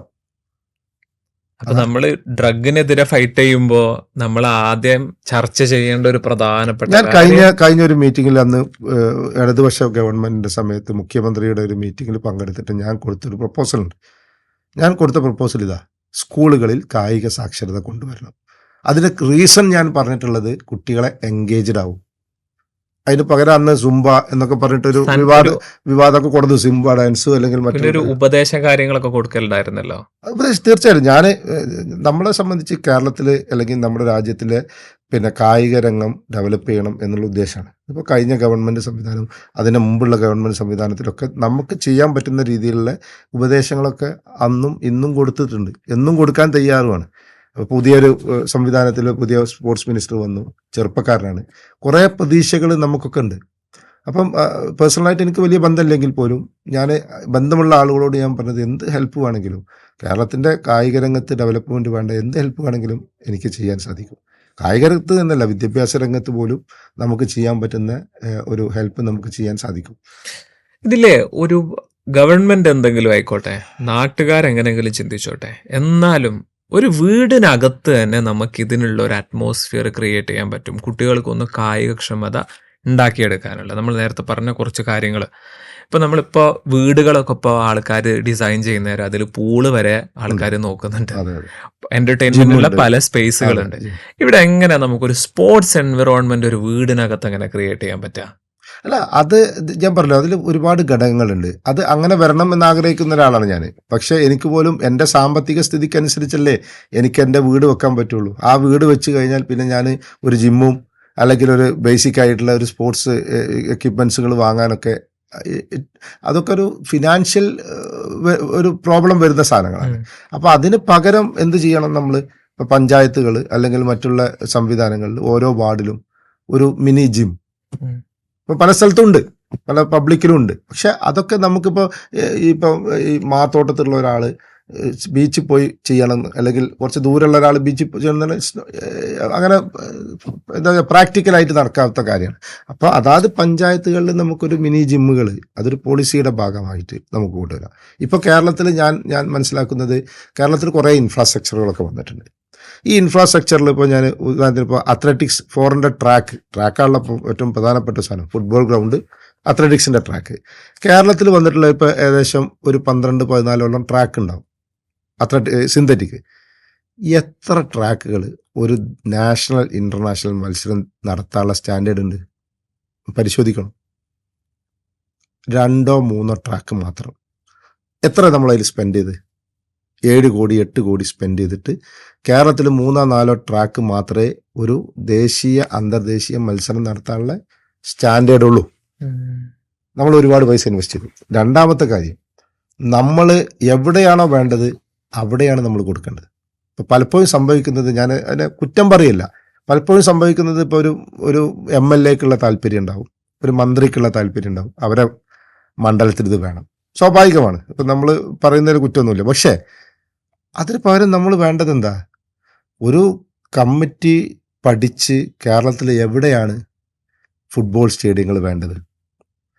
10 സ്ഥലത്ത് ഫുട്ബോൾ സ്റ്റേഡിയം വേണം. ഒറ്റയടിക്ക് 10 സ്ഥലത്ത് കൊണ്ടുപോകാൻ പറ്റില്ല എന്ന് നമുക്കറിയാം. ഘട്ടം ഘട്ടമായിട്ട് ആ സിസ്റ്റം നടക്കണം. എവിടെയാണ് ഒരു വോളിബോൾ കേന്ദ്രം വേണ്ടത്? അപ്പോൾ ചില ഏരിയകൾ, ചില സ്ഥലങ്ങൾ നമ്മൾ സെലക്ട് ചെയ്തിട്ട് അങ്ങനെ ചെയ്യാം. ഇപ്പം വേറൊരു കാര്യം, ഇപ്പോൾ കേരളത്തിൽ ഒരു സെൻറ്റർ ഓഫ് എക്സലൻസ് എന്ന് പറഞ്ഞൊരു സംവിധാനമുണ്ട്. അത് നടക്കുന്നുണ്ടോ ഇല്ലയെന്ന് പോലും നമുക്ക് ഇപ്പോൾ പുതിയ കുട്ടികൾ പോലും എടുക്കുന്നില്ല.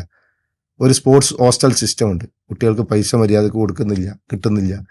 പല സിസ്റ്റങ്ങളും. കുട്ടികൾക്ക് ഡയറ്റ്, സ്പോർട്സ് ചെയ്യുന്ന കുട്ടികളുടെ ഡയറ്റ് പ്രധാനമാണ്. മര്യാദക്ക് ഭക്ഷണം കിട്ടാനുള്ള പൈസ പോലും 6-8 മാസം പെൻഡിങ്ങാണ്. അപ്പം നമ്മുടെ സിസ്റ്റത്തിൽ ഒരുപാട് പ്രോബ്ലംസ് ഉണ്ട്. എന്നാൽ നമ്മൾ പല കാര്യത്തിലും നമ്മൾ വളരെ ഇഷ്ടം പോലെ പൈസ ചിലവാക്കുന്നുണ്ട്. നാളെ ഇവർ ലോക ചാമ്പ്യന്മാരായാൽ, അല്ലെങ്കിൽ വേൾഡ് ചാമ്പ്യന്മാരോ അല്ലെങ്കിൽ ദേശീയ ലെവലിൽ ഒരു റെക്കോർഡ് ഇട്ട് കഴിഞ്ഞാൽ അവരെ സ്വീകരിക്കാൻ ഇഷ്ടം പോലെ ആളുകളുണ്ട്. അതിന് പകരം അവരെ ആദ്യം തന്നെ പ്രോത്സാഹിപ്പിച്ച് സിസ്റ്റത്തിൽ കൊണ്ടുവരുമ്പോൾ ആ കൊണ്ടുവരാനാണ് നമ്മൾ നോക്കേണ്ടത്. അതിന് പകരം നമ്മൾ ചാമ്പ്യന്മാരെയാണ് സ്വീകരിക്കുന്നത്.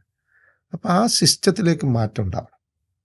ഇതൊക്കെയാണ് നമ്മുടെ ഏറ്റവും പ്രധാനപ്പെട്ട ഒരു കാര്യമായിട്ട് എനിക്ക് തോന്നുന്നത്. ഞാനിതിനെ വളരെ പോസിറ്റീവായിട്ടാണ് എല്ലാം പറയുന്നത്. കാരണം പോസിറ്റീവ് പറയുമ്പോഴും ചില കാര്യങ്ങൾ നമ്മളിവിടെ നടക്കുന്നില്ല എന്നുള്ളൊരു യാഥാർത്ഥ്യം നമ്മൾ മനസ്സിലാക്കണം. തീർച്ചയായും സ്പോർട്സിൻ്റെ ഒന്നുകൂടെ നമ്മൾ അക്കാഡമിക് തലത്തിലേക്ക് വരുന്ന സമയത്ത് ഇപ്പോൾ ഗവൺമെൻറ്റും ഏജൻസികളും മിനിസ്ട്രികളൊക്കെ സ്പോർട്സിൽ ഭയങ്കര ഇൻട്രസ്റ്റഡ് ആണ് എന്ന് നമുക്ക് മനസ്സിലാവുന്നുണ്ട്. നിങ്ങൾക്കിപ്പോൾ നേരത്തെ സൂചിപ്പിച്ചതുപോലെ ICSSRൻ്റെ ഒരു ഫണ്ട് നിങ്ങളൊരു റിസർച്ച് പ്രോജക്റ്റിന് കിട്ടിയിട്ടുണ്ട് എന്ന് പറയുന്നത്, അതിനെക്കുറിച്ച് ഒന്ന് എലാബറേറ്റ് ചെയ്തിട്ട് നമുക്ക് വൈൻഡപ്പ് ചെയ്യാൻ തോന്നുന്നു. ഞങ്ങളുടെ ഇപ്പം ഞാൻ ഈ കോൺസെപ്റ്റിൽ ആദ്യം എൻ്റെ 2 സുഹൃത്തുക്കൾ, 2 പേരും റിസർച്ച് കംപ്ലീറ്റ് ചെയ്തിട്ടുള്ള 2-3 സുഹൃത്തുക്കളാണ് ഈ ഒരു കോൺസെപ്റ്റ് നമ്മൾ തുടങ്ങുന്നത് ഒരു 5 വർഷം മുന്നേ. അപ്പോൾ അതിനെക്കുറിച്ച് കൂടുതൽ പഠിച്ചു. പിന്നെ അത് പല രാജ്യങ്ങളുടെയും കരിക്കുലത്തിലേക്ക് നമ്മൾ പോയി. ഈ രാജ്യങ്ങളിലൊക്കെ കരിക്കുലത്തിലേക്ക് പോയ സമയത്ത് നമുക്ക് അത്ഭുതം തോന്നിയത് അവിടെയൊക്കെ വളരെ എഫക്റ്റീവായിട്ട് ഇപ്പോൾ ഒരു ക്ലാസ്സിൽ നിന്ന് LKG UKG അല്ലെങ്കിൽ 1ാം ക്ലാസ് 2 നമ്മൾ പാസ്സാവണമെങ്കിൽ ഈ ഒരു ഫിസിക്കൽ ലിറ്ററസി സിസ്റ്റത്തിലൂടെ പോകണം. അതിന് മാർക്ക്, എക്സാമിനേഷൻ ഒക്കെ ഉണ്ട്. അപ്പം അങ്ങനെ നോക്കിയപ്പം കനഡ, ഓസ്ട്രേലിയ, ഇപ്പോൾ കഴിഞ്ഞ ഒളിമ്പിക്സിൽ ഏറ്റവും കൂടുതൽ മെഡൽ കമ്പാരിസൺ നോക്കുമ്പോൾ അവരാ, ടോട്ടലല്ല പറയുന്നത്, കഴിഞ്ഞതിൻ്റെ അതിൻ്റെ മുന്നത്തെ നോക്കുമ്പോൾ വലിയ മാറ്റങ്ങൾ. കനഡ, ഈ രാജ്യത്തൊക്കെ നോക്കുമ്പോൾ നമ്മൾ ഫിസിക്കൽ ലിറ്ററസി എന്ന് പറയുന്ന കോൺസെപ്റ്റ് വളരെ പ്രധാനപ്പെട്ട കോൺസെപ്റ്റായിട്ടും അവിടെ ഒരു ആക്റ്റീവായിട്ട് നടന്നുകൊണ്ടിരിക്കുന്ന ഒരു കരിക്കുലമാണ്.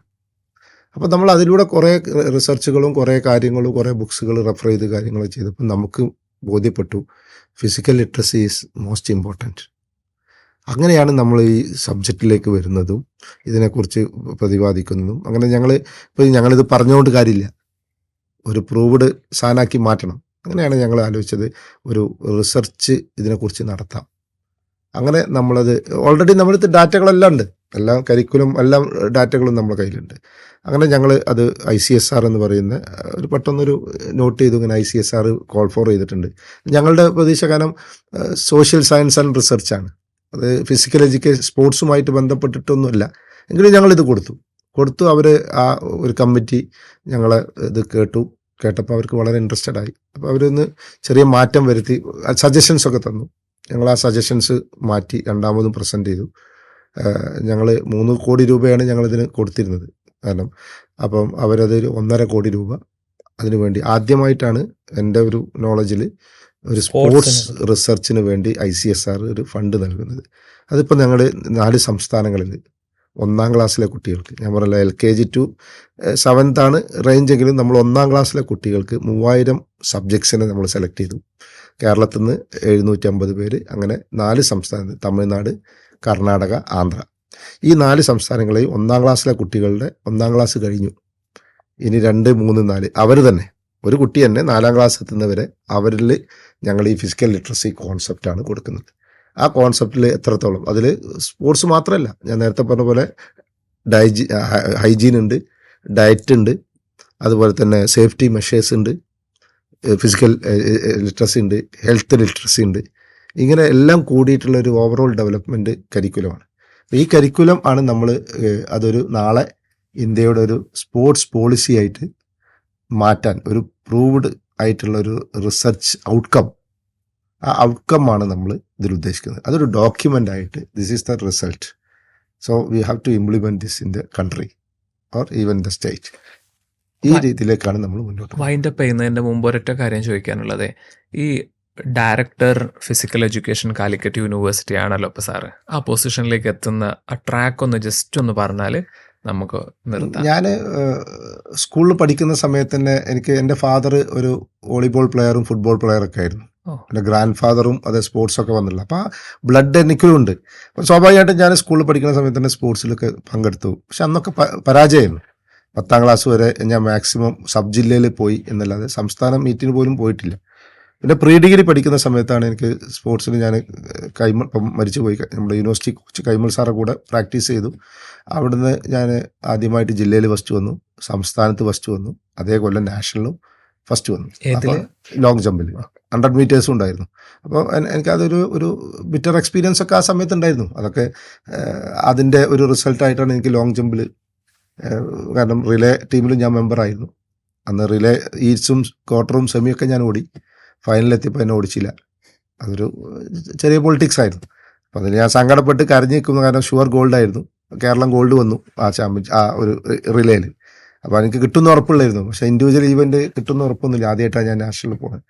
അപ്പോൾ ആ സമയത്ത് എന്നോടൊരു കോച്ച്, നിഷാദ്, ഇന്ത്യൻ കോച്ചാണ്, അദ്ദേഹം പറഞ്ഞു, സക്കീർ നിൻ്റെ ഇൻഡിവിജ്വൽ ഈവൻ്റാണ് വരുന്നത്, സോ യു കോൺസെൻട്രേറ്റ് ഉണ്ട്. ഞാൻ പറഞ്ഞു, sir first time I am participating, I don't know what happen.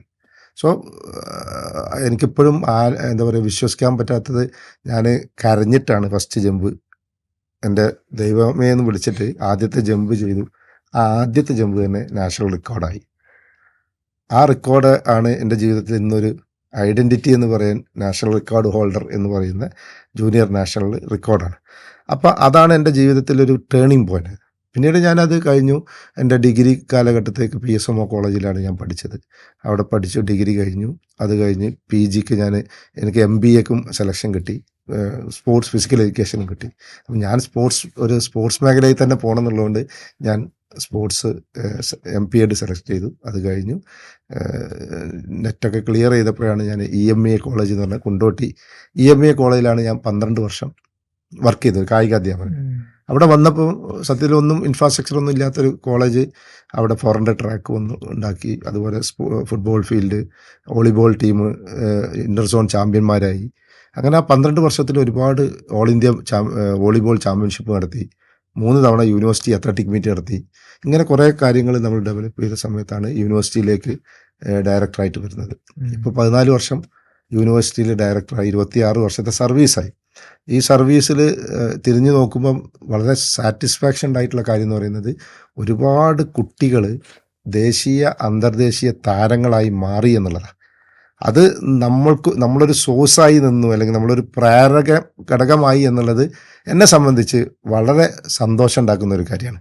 കാരണം അത് ഞാൻ എപ്പോഴും പറയുന്ന കാര്യമാണ്, നമ്മൾ ഇരിക്കുന്ന സീറ്റിൽ നമുക്ക് എത്ര കണ്ട് സൊസൈറ്റിക്ക് ഗുണം ചെയ്യാൻ സാധിക്കുന്നു, അതാണ് നമ്മുടെ സമ്പത്ത്. അതിലപ്പുറത്തേക്ക് വേറൊരു സമ്പത്തും നമുക്കില്ല. അപ്പോൾ അത് ചെയ്യാൻ സാധിച്ചു ഒരു പരിധി വരെ. ഇനിയും സാറ്റിസ്ഫൈഡ് അല്ല, ഒരുപാട് ഇൻഫ്രാസ്ട്രക്ചർ നമുക്ക് വരാനുണ്ട്. അതൊക്കെ ഒരു പ്ലാനിങ്ങിനുള്ള സാധനങ്ങളാണ്. അപ്പോൾ നമ്മുടെ സംസ്ഥാനത്ത് ഏറ്റവും മികച്ചൊരു കായിക സമുച്ചയമായിട്ട് മാറ്റാൻ കഴിയണം. പിന്നെ ഞാൻ വർക്ക് ചെയ്യുന്ന സർവകലാശാല എന്ന് പറഞ്ഞാൽ എന്തുകൊണ്ടും ഞാൻ ഹാപ്പിയാണ്. കാരണം PT ഉഷ, അഞ്ജു ബോബി ജോർജ്, ജിമ്മി ജോർജ്, ഇപ്പം നടക്കുന്ന ശ്രീശങ്കർ, നിരവധി 26 ഒളിമ്പ്യന്മാരെ സംഭാവന ചെയ്തിട്ടുണ്ട് യൂണിവേഴ്സിറ്റി. അതുപോലെ 16ഓളം അർജുന അവാർഡുകൾ, പത്മശ്രീ, ഇന്ത്യയിലെ ഏതൊക്കെ അവാർഡുകളുണ്ടോ അതൊക്കെ കാലിക്കറ്റ് യൂണിവേഴ്സിറ്റി വാങ്ങിയിട്ടുണ്ട്. അപ്പോൾ അങ്ങനെ ഒരു യൂണിവേഴ്സിറ്റിയിൽ വർക്ക് ചെയ്യുമ്പോൾ സ്വാഭാവികമായിട്ടുണ്ടാകുന്ന ഒരു അഭിമാനം, മറ്റുള്ളവരുടെ സഹകരണം, വൈസ് ചാൻസലർ ആയാലും സിൻഡിക്കേറ്റുകളായാലും എല്ലാ ആളുകളും വളരെ സപ്പോർട്ടീവായിട്ട്, നാട്ടുകാർ, അവരുടെ സപ്പോർട്ട്, ഇതൊക്കെ വലിയ ഘടകമാണ് നമ്മുടെ മുന്നോട്ടുള്ള പ്രയാണത്തിൽ. അപ്പം അതിൽ നമുക്ക് പ്രയാസങ്ങളുണ്ടാവാം, സ്വാഭാവികമായിട്ടും ചില ബുദ്ധിമുട്ടുകൾ ജീവിതത്തിൽ വന്നിട്ടുണ്ടാവും. പക്ഷെ അതൊക്കെ നമ്മുടെ എന്താ പറയുക, ഈ ഒരു അപ്രോച്ചിൽ നമ്മൾ നിൽക്കുമ്പോൾ നമുക്കതൊരു വിഷയമാറില്ല. ചിലപ്പോൾ വേദനിക്കും, ആ വേദന പിന്നീട് നമുക്ക് മാറും. കാരണം ഒരു പുതിയ സംവിധാനം വരുമ്പോൾ നമുക്ക് കിട്ടുന്ന സാറ്റിസ്ഫാക്ഷൻ അന്നത്തെ വേദനയുടെ ഫലമാണ്. അതാണ് ആ ഒരു രീതിയിൽ ഞാൻ എപ്പോഴും കാണുന്ന ഒരാളാണ്. ഞാൻ ഒരിക്കലും ഞാൻ അങ്ങനെ നിരാശപ്പെട്ട് തിരിഞ്ഞു പോകുന്ന ആളൊന്നുമല്ല. ഞാൻ അത്യാവശ്യം ഒരു എന്താ പറയുക, ചാലഞ്ചിനെ ഏറ്റെടുക്കാൻ ഇഷ്ടപ്പെടുന്ന ഒരാളാണ്. അങ്ങനെ ഞാനെപ്പോഴും എൻ്റെ സ്റ്റാഫിനോട് 450ഓളം കോളേജുകൾ നമ്മളെ കീഴിലാണ്. ആ കോളേജുകളിലെ അധ്യാപകരോടൊക്കെ ഞാൻ പറയും, നിങ്ങൾ എന്നെ വിമർശിക്കണം. കാരണം വിമർശിക്കുമ്പോഴാണ് എനിക്ക് പ്രചോദനം ഉണ്ടാവുക. അത് വിമർശിച്ചുകൊണ്ട് ഞാൻ ഡെസ്പാവുന്ന ഒരാളല്ല. അതെനിക്കൊരു എനർജിയാണ്. അപ്പോൾ അത് അങ്ങനെ ചെയ്യണം എന്ന് പറയുന്നത് എന്താണെന്നുണ്ടെങ്കിൽ, നമ്മൾക്കും ഒരുപാട് കാര്യങ്ങൾ, മനുഷ്യരാണ്, ഒരുപാട് തെറ്റുകളുണ്ടാവും, അല്ലെങ്കിൽ പഠിക്കാനുണ്ടാവും. അപ്പോൾ അങ്ങനെയുള്ള പല കാര്യങ്ങളും നമുക്ക് എന്ത് ചെയ്യാന്ന് വെച്ചിട്ടുണ്ടെങ്കിൽ നമ്മുടെ ജീവിതത്തിൽ ഒരു വലിയ എക്സ്പീരിയൻസ് ആണ് കിട്ടുന്നത്. എനിക്ക് തോന്നുന്നു ഈ കാര്യമായിരിക്കും ഒരു സ്പോർട്സ് പേഴ്സൺ എന്നുള്ള നിലക്ക് ലൈഫിൽ കിട്ടിയിരിക്കുന്ന വലിയൊരു കാര്യം. എന്തിനേയും സ്റ്റാൻഡ് അതിനെ നേരിടാനുള്ളൊരു കഴിവെന്ന് പറയുന്നത്. അപ്പോൾ നമ്മൾ ഇന്ന് ഒരുപാട് കാര്യങ്ങൾ ശരിക്കും പറയുകയാണെങ്കിൽ ചർച്ച ചെയ്തു. സ്കൂളുകൾ, പോളിസി തലങ്ങൾ, വിദ്യാർത്ഥികളുടെ സൊസൈറ്റി, പാരൻസ്, ഇത് നമ്മൾ കരുതുന്ന ഒരുപാട് ആളുകൾക്ക് ഇതുകൊണ്ട് ഉപകാരമാവുന്നതാണ്. നമ്മുടെ ഈ പോഡ്കാസ്റ്റിലേക്ക് വന്നതിന് താങ്ക് യു സോ മച്ച്. നല്ല ഡിസ്കഷൻ ആയിരുന്നു. ഇനിയും ഇതുപോലുള്ള ഡിസ്കഷനുകൾക്ക് ഉണ്ടാവണം എന്നുള്ള അഭ്യർത്ഥനയോടെ ഞാൻ അതിന് ഒറ്റ കാര്യം കൂടി ഞാൻ അവസരം ഞാൻ പറഞ്ഞല്ലോ, അതിന് ഇതൊരു സൊസൈറ്റിയിലേക്ക് വേണ്ട കാര്യമാണെന്ന് അറിഞ്ഞുകൊണ്ടാണ് നിങ്ങൾ വിളിച്ചപ്പോൾ ഞാൻ ആദ്യം തന്നെ വന്നത്. ഞാൻ വേറെ ഒരു രീതിയിലുള്ള ഒരു പ്രിവിലേജും എടുക്കാതെയാണ് ഞാൻ വന്നിട്ടുള്ളത്. ഒരു സാധാരണ മനുഷ്യനായിട്ടല്ലെങ്കിൽ ഒരു പൊസിഷനിലും ഞാൻ ഇതിനെ നോക്കിയില്ല. കാരണം എൻ്റെ ഒരു ആഗ്രഹം ഇത് സൊസൈറ്റിയിൽ അറിയണം, അത് ഒരു റീച്ച് വരണം. അപ്പോൾ നിങ്ങളിലൂടെ അത് വരുന്നുണ്ടെങ്കിൽ ഞാൻ സാറ്റിസ്ഫൈഡാണ്. അപ്പോൾ ആ രീതിയിലേക്ക് അങ്ങനെ ഒരു ഇനീഷ്യേറ്റീവ് എടുത്തതിന് പ്രത്യേകം